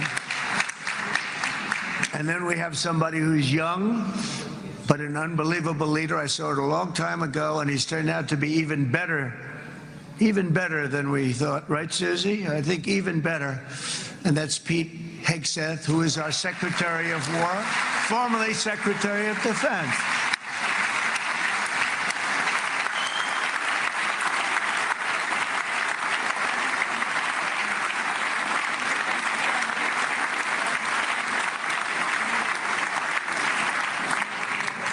And as you know, we decisively won World War I. We decisively won World War II decisively.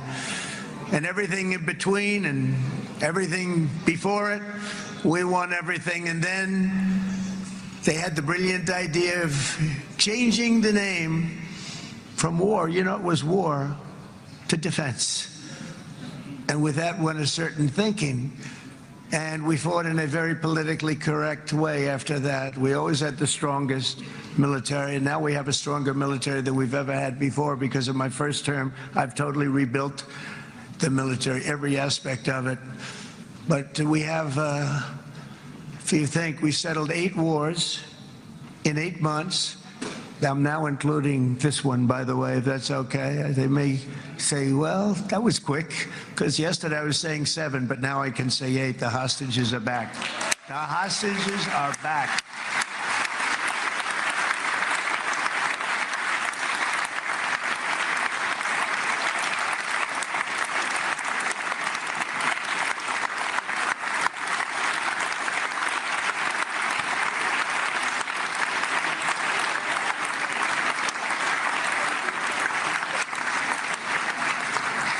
It is a good feeling. Isn't that nice to say? You know, I just said the hostage, first time I said the hostages are back. It feels so good to say it.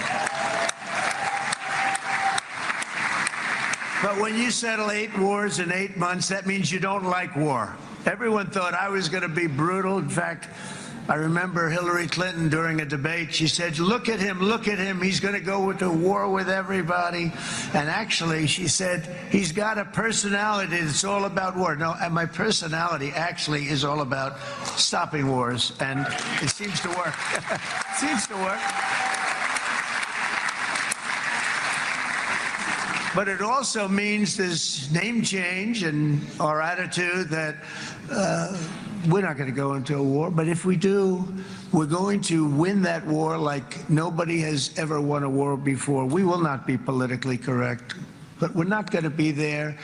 And I think, you know, as you mentioned, Bibi, before, peace through strength, and that's what it's all about.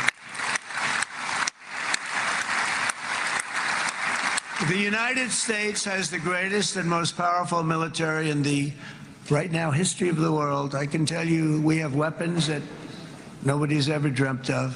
I only hope we never have to use them. I rebuilt the military.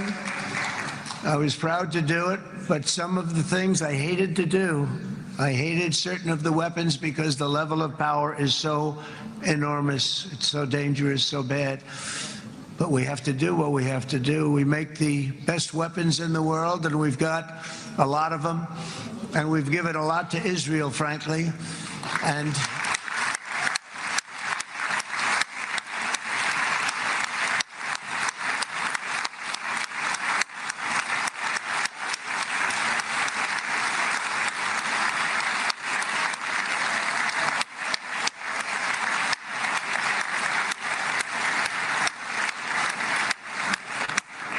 I mean, Bibi would call me so many times, can you get me this weapon, that weapon, that weapon? Some of them I never heard of, Bibi, and I made them.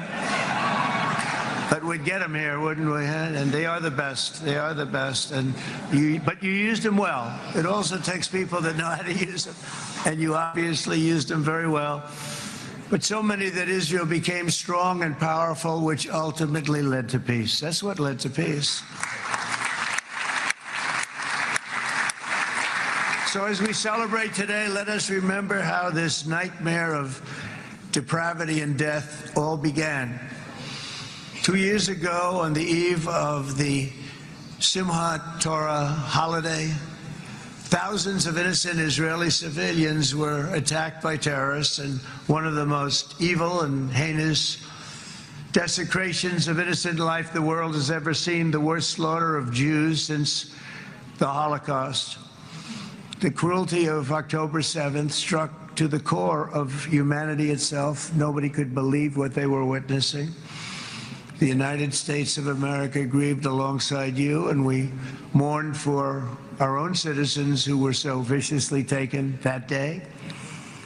And to all the families whose lives were forever changed by the atrocities of that day, and all of the people of Israel, please know that America joins you in those two everlasting vows: never forget and never again.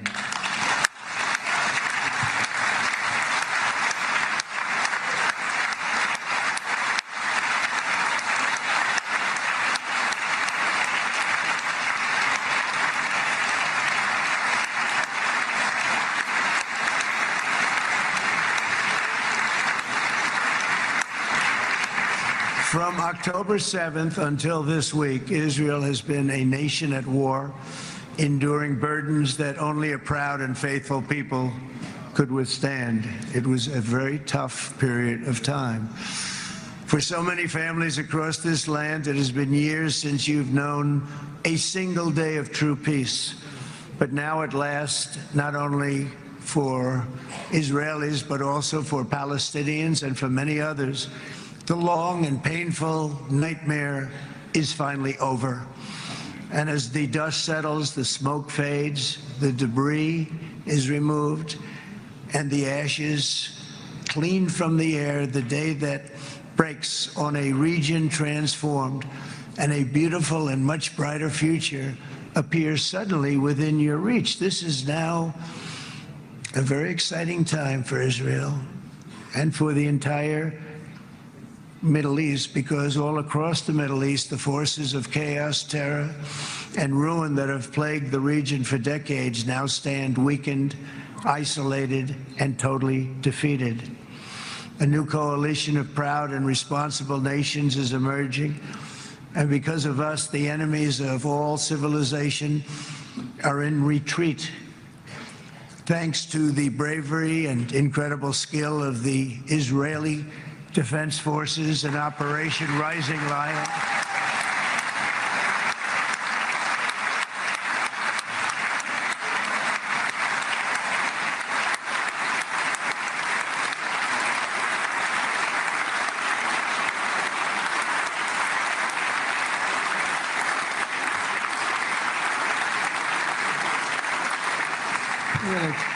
guy's central casting. Let's put him in a movie. Look at him.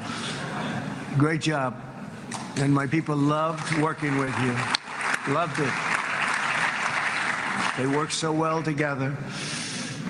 But many of Iran's top terrorists, including nuclear scientists and commanders, have been extinguished from this earth. And with Operation Midnight Hammer, boy, that's a great name for that, what we did. Last June, the United States military flew 7 of those beautiful B-2 bombers. They looked so beautiful all of a sudden. They were always, I thought they were pretty planes. I had no idea they could do what they did. In fact, we just ordered 28 more of them. A little updated version. We ordered a whole pile of them. And almost 100 other planes went with them, including fighter jets. And we had 52 tankers, big, beautiful, brand new tankers that were loading them up 4 or 5 times. They've traveled 37 hours back and forth, think of that. But we had tankers all over the sky for all the other planes. We had the F-22s, the F-35s, F-16s. We had a hell of a lot of planes.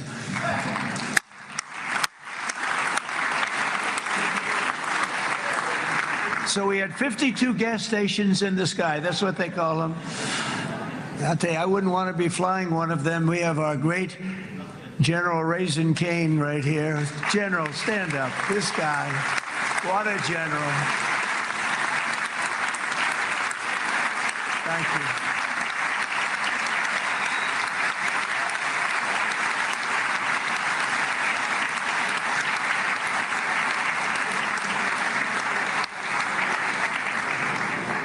I asked General Cain, I said, you know, we're having problems with ISIS, and I was in Washington, and I asked, how long would it take to defeat ISIS? And my Washington generals told me, 3, 4, maybe 5 years, sir.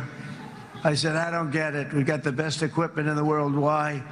So I flew to Iraq, and I met with a man named Cain. He said, what's your first name? He said, they call me Raisin, sir. I said, wait a minute, your name is Raisin Cain? I've been looking for you for a long time. You gotta be kidding. So they told me 3, 4, 5 years to defeat ISIS. And I sit down with him and I say, why is it? I flew there in the dark of night. I landed, I'll never forget it. It's quite a trip. I'm glad I made it because I met him. I said, could I ask you, General? I come down. He said, with another general and a sergeant. Everybody was like central casting. They could go into a movie right now. Between him and you guys over here, we could get rich making movies, okay? And they got along so great. That's the beautiful thing, that your military and our military, Bibi, got along so great. But But I was told by the television generals in Washington, we have the best equipment in the world. Why is it taking so long? And they said, 4 years. I said, so let me ask you, Raisin, how long would it take you to defeat ISIS? Sir, we can do it in 3 weeks, but you'll probably have some time left over. I said, you gotta be kidding. What the hell are you talking about? They said 4 years. I said, well, sir, look, it's not my place to say, but you're asking me the question. What you have to do is you hit them from the west, you hit them from the north, you hit them from the south, you hit them above, you hit them below. I said, so why didn't they do it? And he didn't want to speak badly of his superiors, which is hard to believe they were his superiors. It should have been the other way around a long time ago, because he's the one that did Operation. It was flawless. It was flawless. It was absolutely flawless. And I said, so you really think you can do it in 4 weeks? Yes, sir, 100%. You have to do it differently than they were doing it. They were using one base, and it was hundreds of miles away. And he says, we have all these portable bases all over the Middle East. And they didn't want to use them because they didn't want to offend the country where the portable, they wouldn't have even known what the hell the planes were going up, right?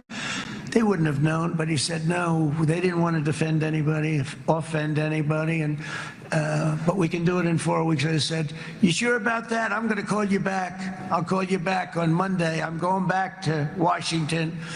But you think 4 weeks? Yes, sir, I think we can do it in 4 weeks. We'll have time left over. So I call him on Monday. I say, you think you can do it? 4 weeks. I said, go ahead and do it. He did it. I'll tell you, he did it in 4 weeks, less than 4 weeks. So, General, stand up, please. Again, this is a real general. This is not a television general. He doesn't want to go on television.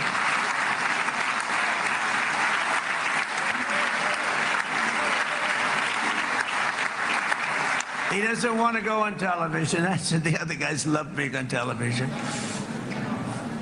So we dropped 14 bombs on Iran's key nuclear facilities, totally, as I said originally, obliterating them. And that's been confirmed, and everybody understands it. Together we stopped the #1 state sponsor of terror from obtaining the world's most dangerous weapons. And if you think about it, if we didn't do that, and assuming we made the same deal that we have today, there'd be a dark cloud over this deal. And #1, it wouldn't happen because the other Arab and Muslim nations really wouldn't feel comfortable making the deal that we have now, right? If Iran had that nuclear weapon that they were about 2 months away from having. They would have had it in 2 months or maybe less than that. They were right at, this was our last shot. They looked at it for 22 years. This was our last shot. The pilots told me that. They said, 22 years, sir. They looked at it. Our predecessors looked, they studied it. 3 times a year would do drills on that exact attack. And boy, did they get it right. But let's assume they didn't, and let's assume there was large-scale nuclear weapons in the hands of Iran. We couldn't be here today. Even if we signed the deal, which we couldn't do because a lot of people would not want to have anything to do with it. We took a big cloud off of the Middle East and off of Israel.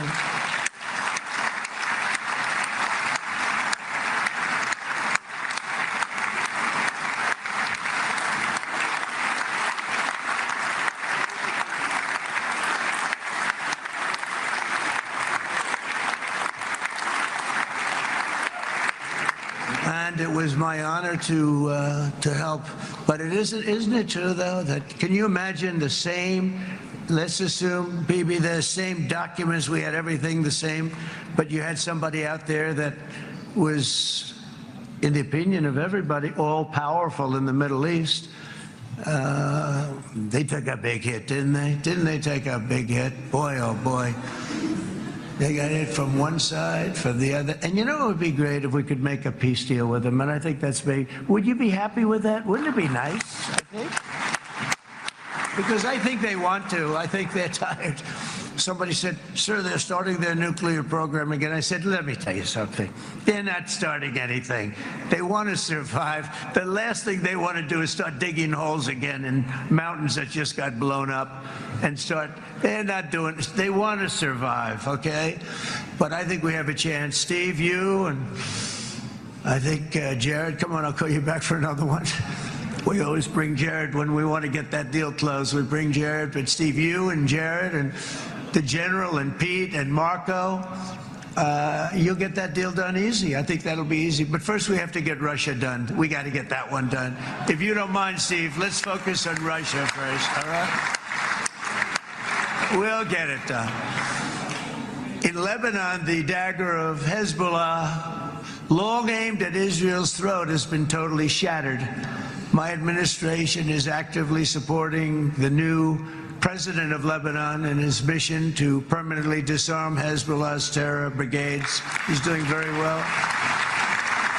And build a thriving state at peace with its neighbors, and you're very much in favor of that, I know, and it's good things are happening there, really good things. And with this week's ceasefire, we've achieved the most challenging breakthrough of them all, the most challenging breakthrough maybe ever. I mean, I've never seen anything like. I've been involved in a lot of success. I have never seen anything like what's going on today all over the world. People are dancing in the streets, not just in Israel. They're dancing in the streets of countries that would have never danced in the street about what's happening today. They're dancing in those streets. So this long and difficult war has now ended. You know, some people say 3,000 years, some people say 500 years, whatever it is. It's the granddaddy of them all. And in an unprecedented achievement, virtually the entire region has endorsed the plan that Gaza will be immediately demilitarized, that Hamas will be disarmed, and Israel's security will no longer be threatened in any way, shape, or form.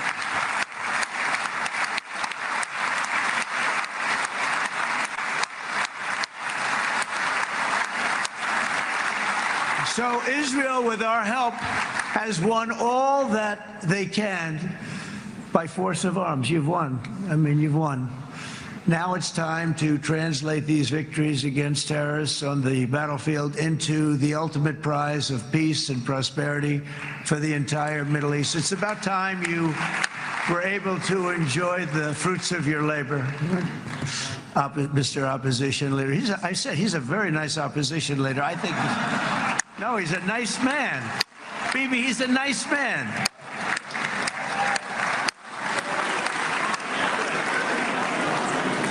He knows what he's doing, right? No, he's a very nice guy. Well, see, now you can be a little bit nicer, Bibi, because you're not at war anymore, Bibi.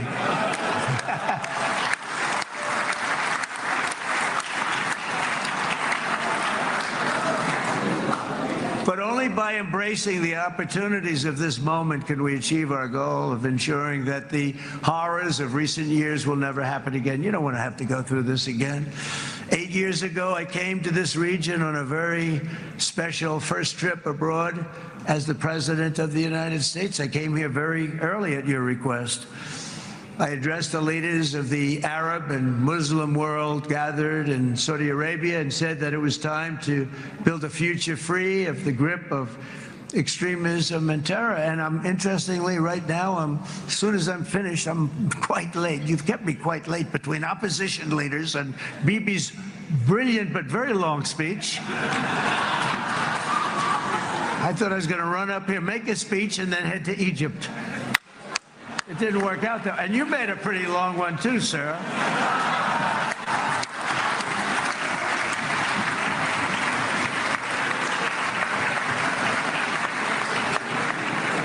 But I liked what you all said. It could be worse. Supposing on top of it, I didn't like what you said. That would be no good, Ron, would it?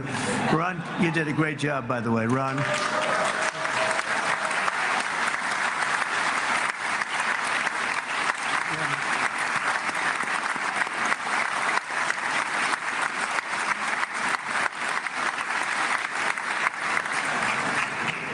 So I'm going to be meeting, actually, in a little while, I'm going to be meeting with the most powerful, the richest nations really in the world, although now with the tariffs, the United States is by far the richest nation in the world, as you probably have been reading.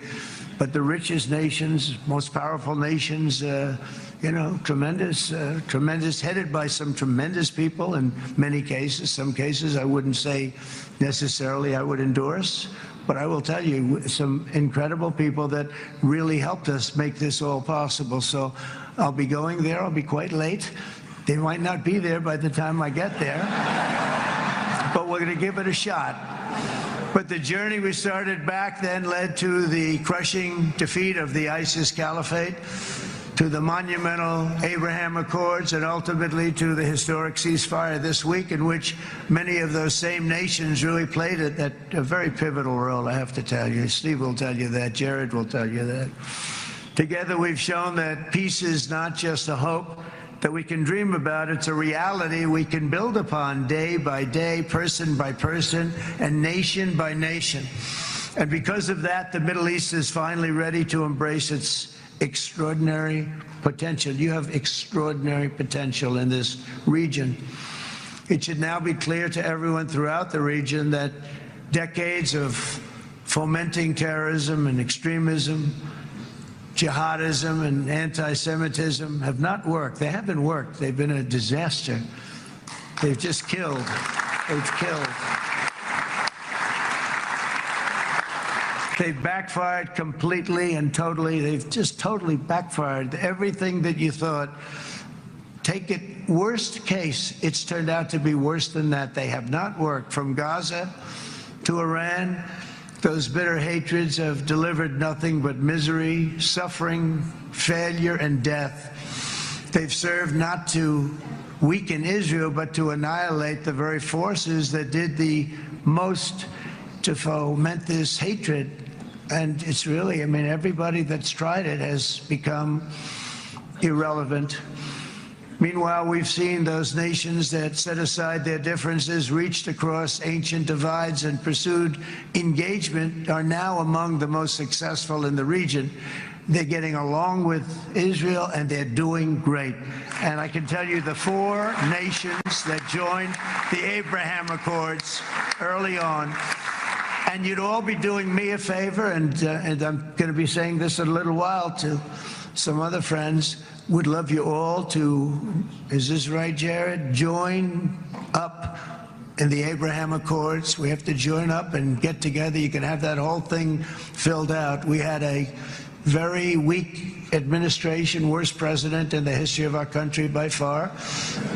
And Barack Obama was not far behind, by the way.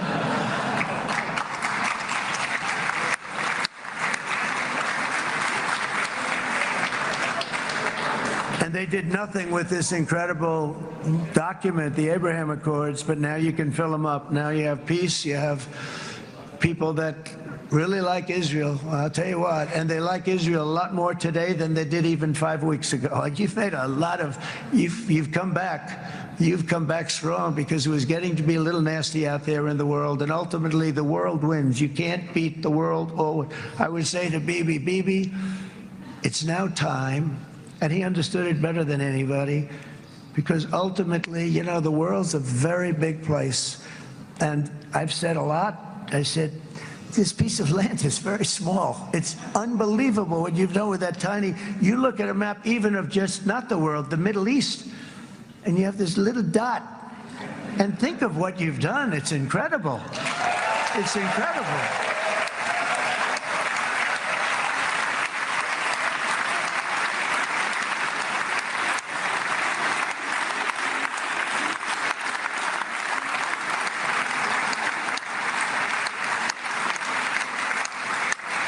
But the world is loving Israel again. And I said to Bibi, you know, the world is big and it's strong. And Ron, ultimately the world wins. And we don't have to worry about that now. But there was getting to be a period of time over the last few months, you know, the world wanted peace and Israel wanted peace. Everybody did. Everybody did. And what a victory it's been, right? What a victory it's been. If you would have gone on for 3-4 more years, keep fighting, it was getting bad. It was getting heated. The timing of this is brilliant. And I said, Bibi, you're going to be remembered for this far more than if you kept this thing going, kill.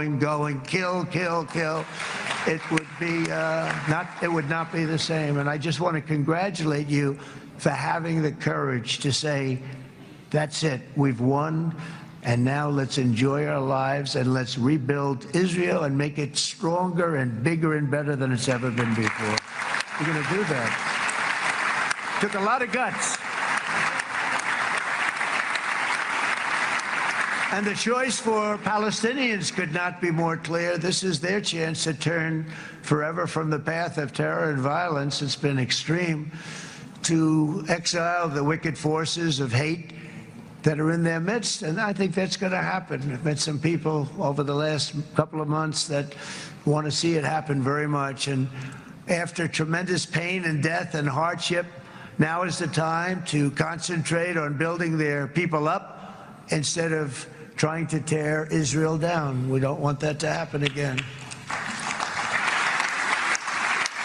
And the total focus of Gazans must be on restoring the fundamentals of stability, safety, dignity, and economic development so they can finally have the better life that their children really do deserve after all these decades of horror.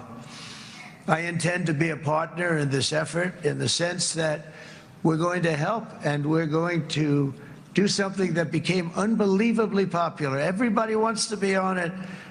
It's called the Board of Peace, okay? How about that? Is that a beautiful name, like a board of peace?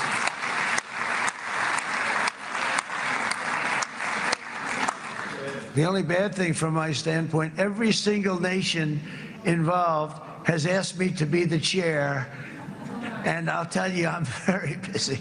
I didn't count on that, but you know what? If we do it, we'll do it right, and we have unbelievable power and wealth, because you're going to need wealth. You're going to need wealth to rebuild things, and they have wealth like few people have wealth. I want to thank the Arab and Muslim nations for their commitment that they've made to support a safe rebuilding of Gaza and beyond. I have many Arab countries, very wealthy countries, that came up and said, we'll put up tremendous amounts of money to get rebuild Gaza, and I think that's going to happen. The power, they want dignity, they want to come forward, and they want to say, and I want to say who they are, because what they're doing is going to be, I think, something that you're going to be very impressed with, Bibi, and you need that. You need the kind of economic power that they have, and they want to see it work, and they want to see it be safe, and they want to see it be good for Israel, too. And as much money as it will be, and it's a lot, as you can see, it's a lot. For these countries, it's relatively little relative to their worth. It's really a lot of money like most people could never even conceive, but for these countries, it's not that much, especially because it ensures success and stability in the Middle East, which is what they want to see. So many of them will be with us in Egypt in a little while, I think. I'm not sure. They may be gone.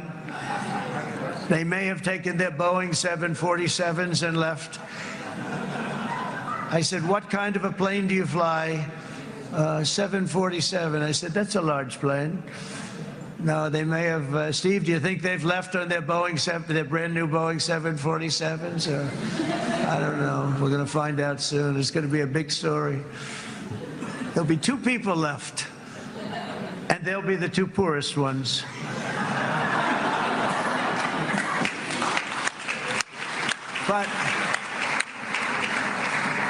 But it will be the wealthiest and most powerful group of nations. So the group that we have assembled, that's waiting for us, is the wealthiest and most powerful group ever assembled at one time. There has never been a group like this. And they're only looking for good. They want good. They're going to do good. And as those commitments are made, I'm going to let the world know who's doing it, because they really deserve to get the credit. And some of them probably won't want the credit, but they deserve it. It's more obvious than ever that the productive and responsible nations of this region should not be enemies or adversaries. You should be partners and eventually even friends, and that's what's going to happen. I know it. Together you can stand against the forces of chaos. Yeah, you go ahead. That's an important point.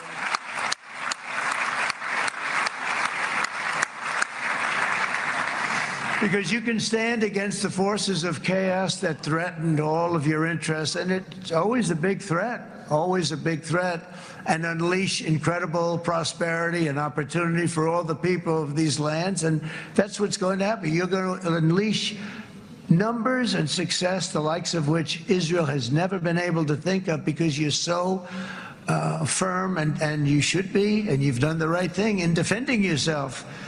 You're not going to have to worry so much about it. You've won, and now you can build, and you can do things that you never even thought possible. When you put that genius into doing something else, it's going to be something it's going to be a miracle. The miracle in the desert, it's going to be amazing. And it already is in a true sense. But it'll be wonderful when you can spend time thinking about other than war and defense and offense also. To that end, it's my firm hope and dream, frankly, that together the Abraham Accords will turn out to be everything that we thought they would.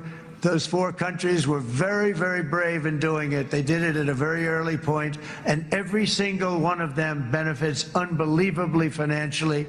And if you noticed, even in this bad period that we just went through, they all remained a member of the Abraham Accords. They've done unbelievably well. And you know who you are, and I want to thank you.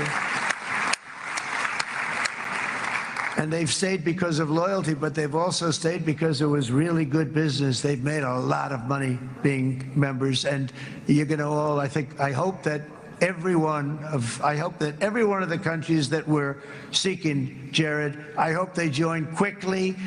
No games, no nothing. Just join, get it. It's going to be a great peacemaker.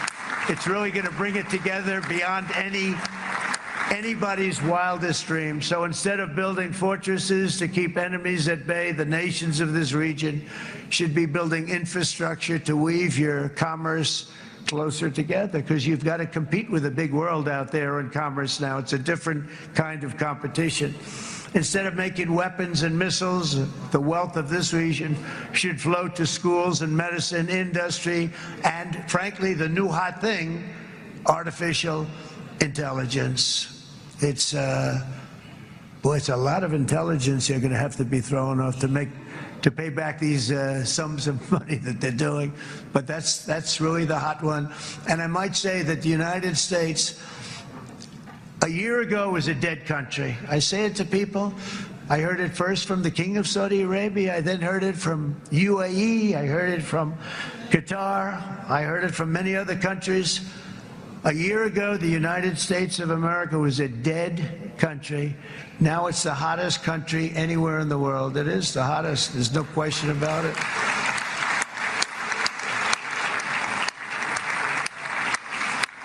In fact, if you go back a year ago, before the election, although once we had November 5th, we became hot because people got it. I would say November 5th was a time that we became really hot. But once you go back a couple of years, if I were in charge and the country was doing what they were, nobody was going to ask me to speak. Nobody asked Joe Biden to come up and speak, I guarantee you that. And if they did, he would have turned them down, I promise you. He didn't speak. He didn't speak, and he didn't speak well. But all of the countries in the Middle East, it could have, what we're doing now, it could have happened a long time ago, but it was strangled and set back almost irretrievably by the administrations of Barack Obama and then Joe Biden. There was a hatred toward Israel. There was an absolute hatred. The setbacks really started when President Obama signed the Iran nuclear deal. This was a disaster for Israel, and it was a disaster for everyone. And I remember that Bibi Netanyahu came to the United States and worked so hard to try and get Obama not to do that deal.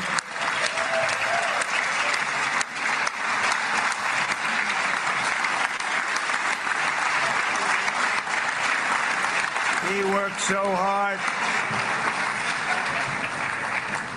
But it was like talking to a wall. I remember him telling me it was like talking to a wall. They wanted to go with Iran. They chose Iran, frankly, over a lot of other good nations, but specifically Israel. And that was the beginning of a very bad period of time. You had Obama go out and the Iran nuclear deal turned out to be a disaster. And by the way, I terminated the Iran nuclear deal, and I was very proud to do it.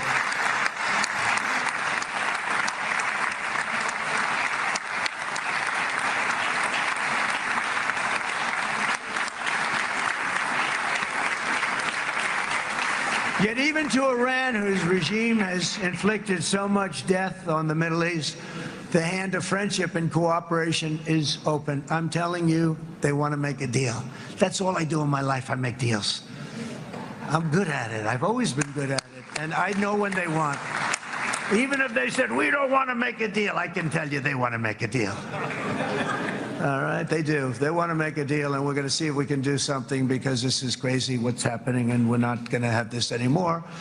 Neither the United States nor Israel bear the people of Iran any hostility. We merely want to live in peace. We don't want any looming threats over our heads, and we don't want to even think in terms of nuclear destruction. It's not going to happen, never will happen. There's nothing that would do more good for this part of the world than for Iran's leaders to renounce terror, stop threatening their neighbors,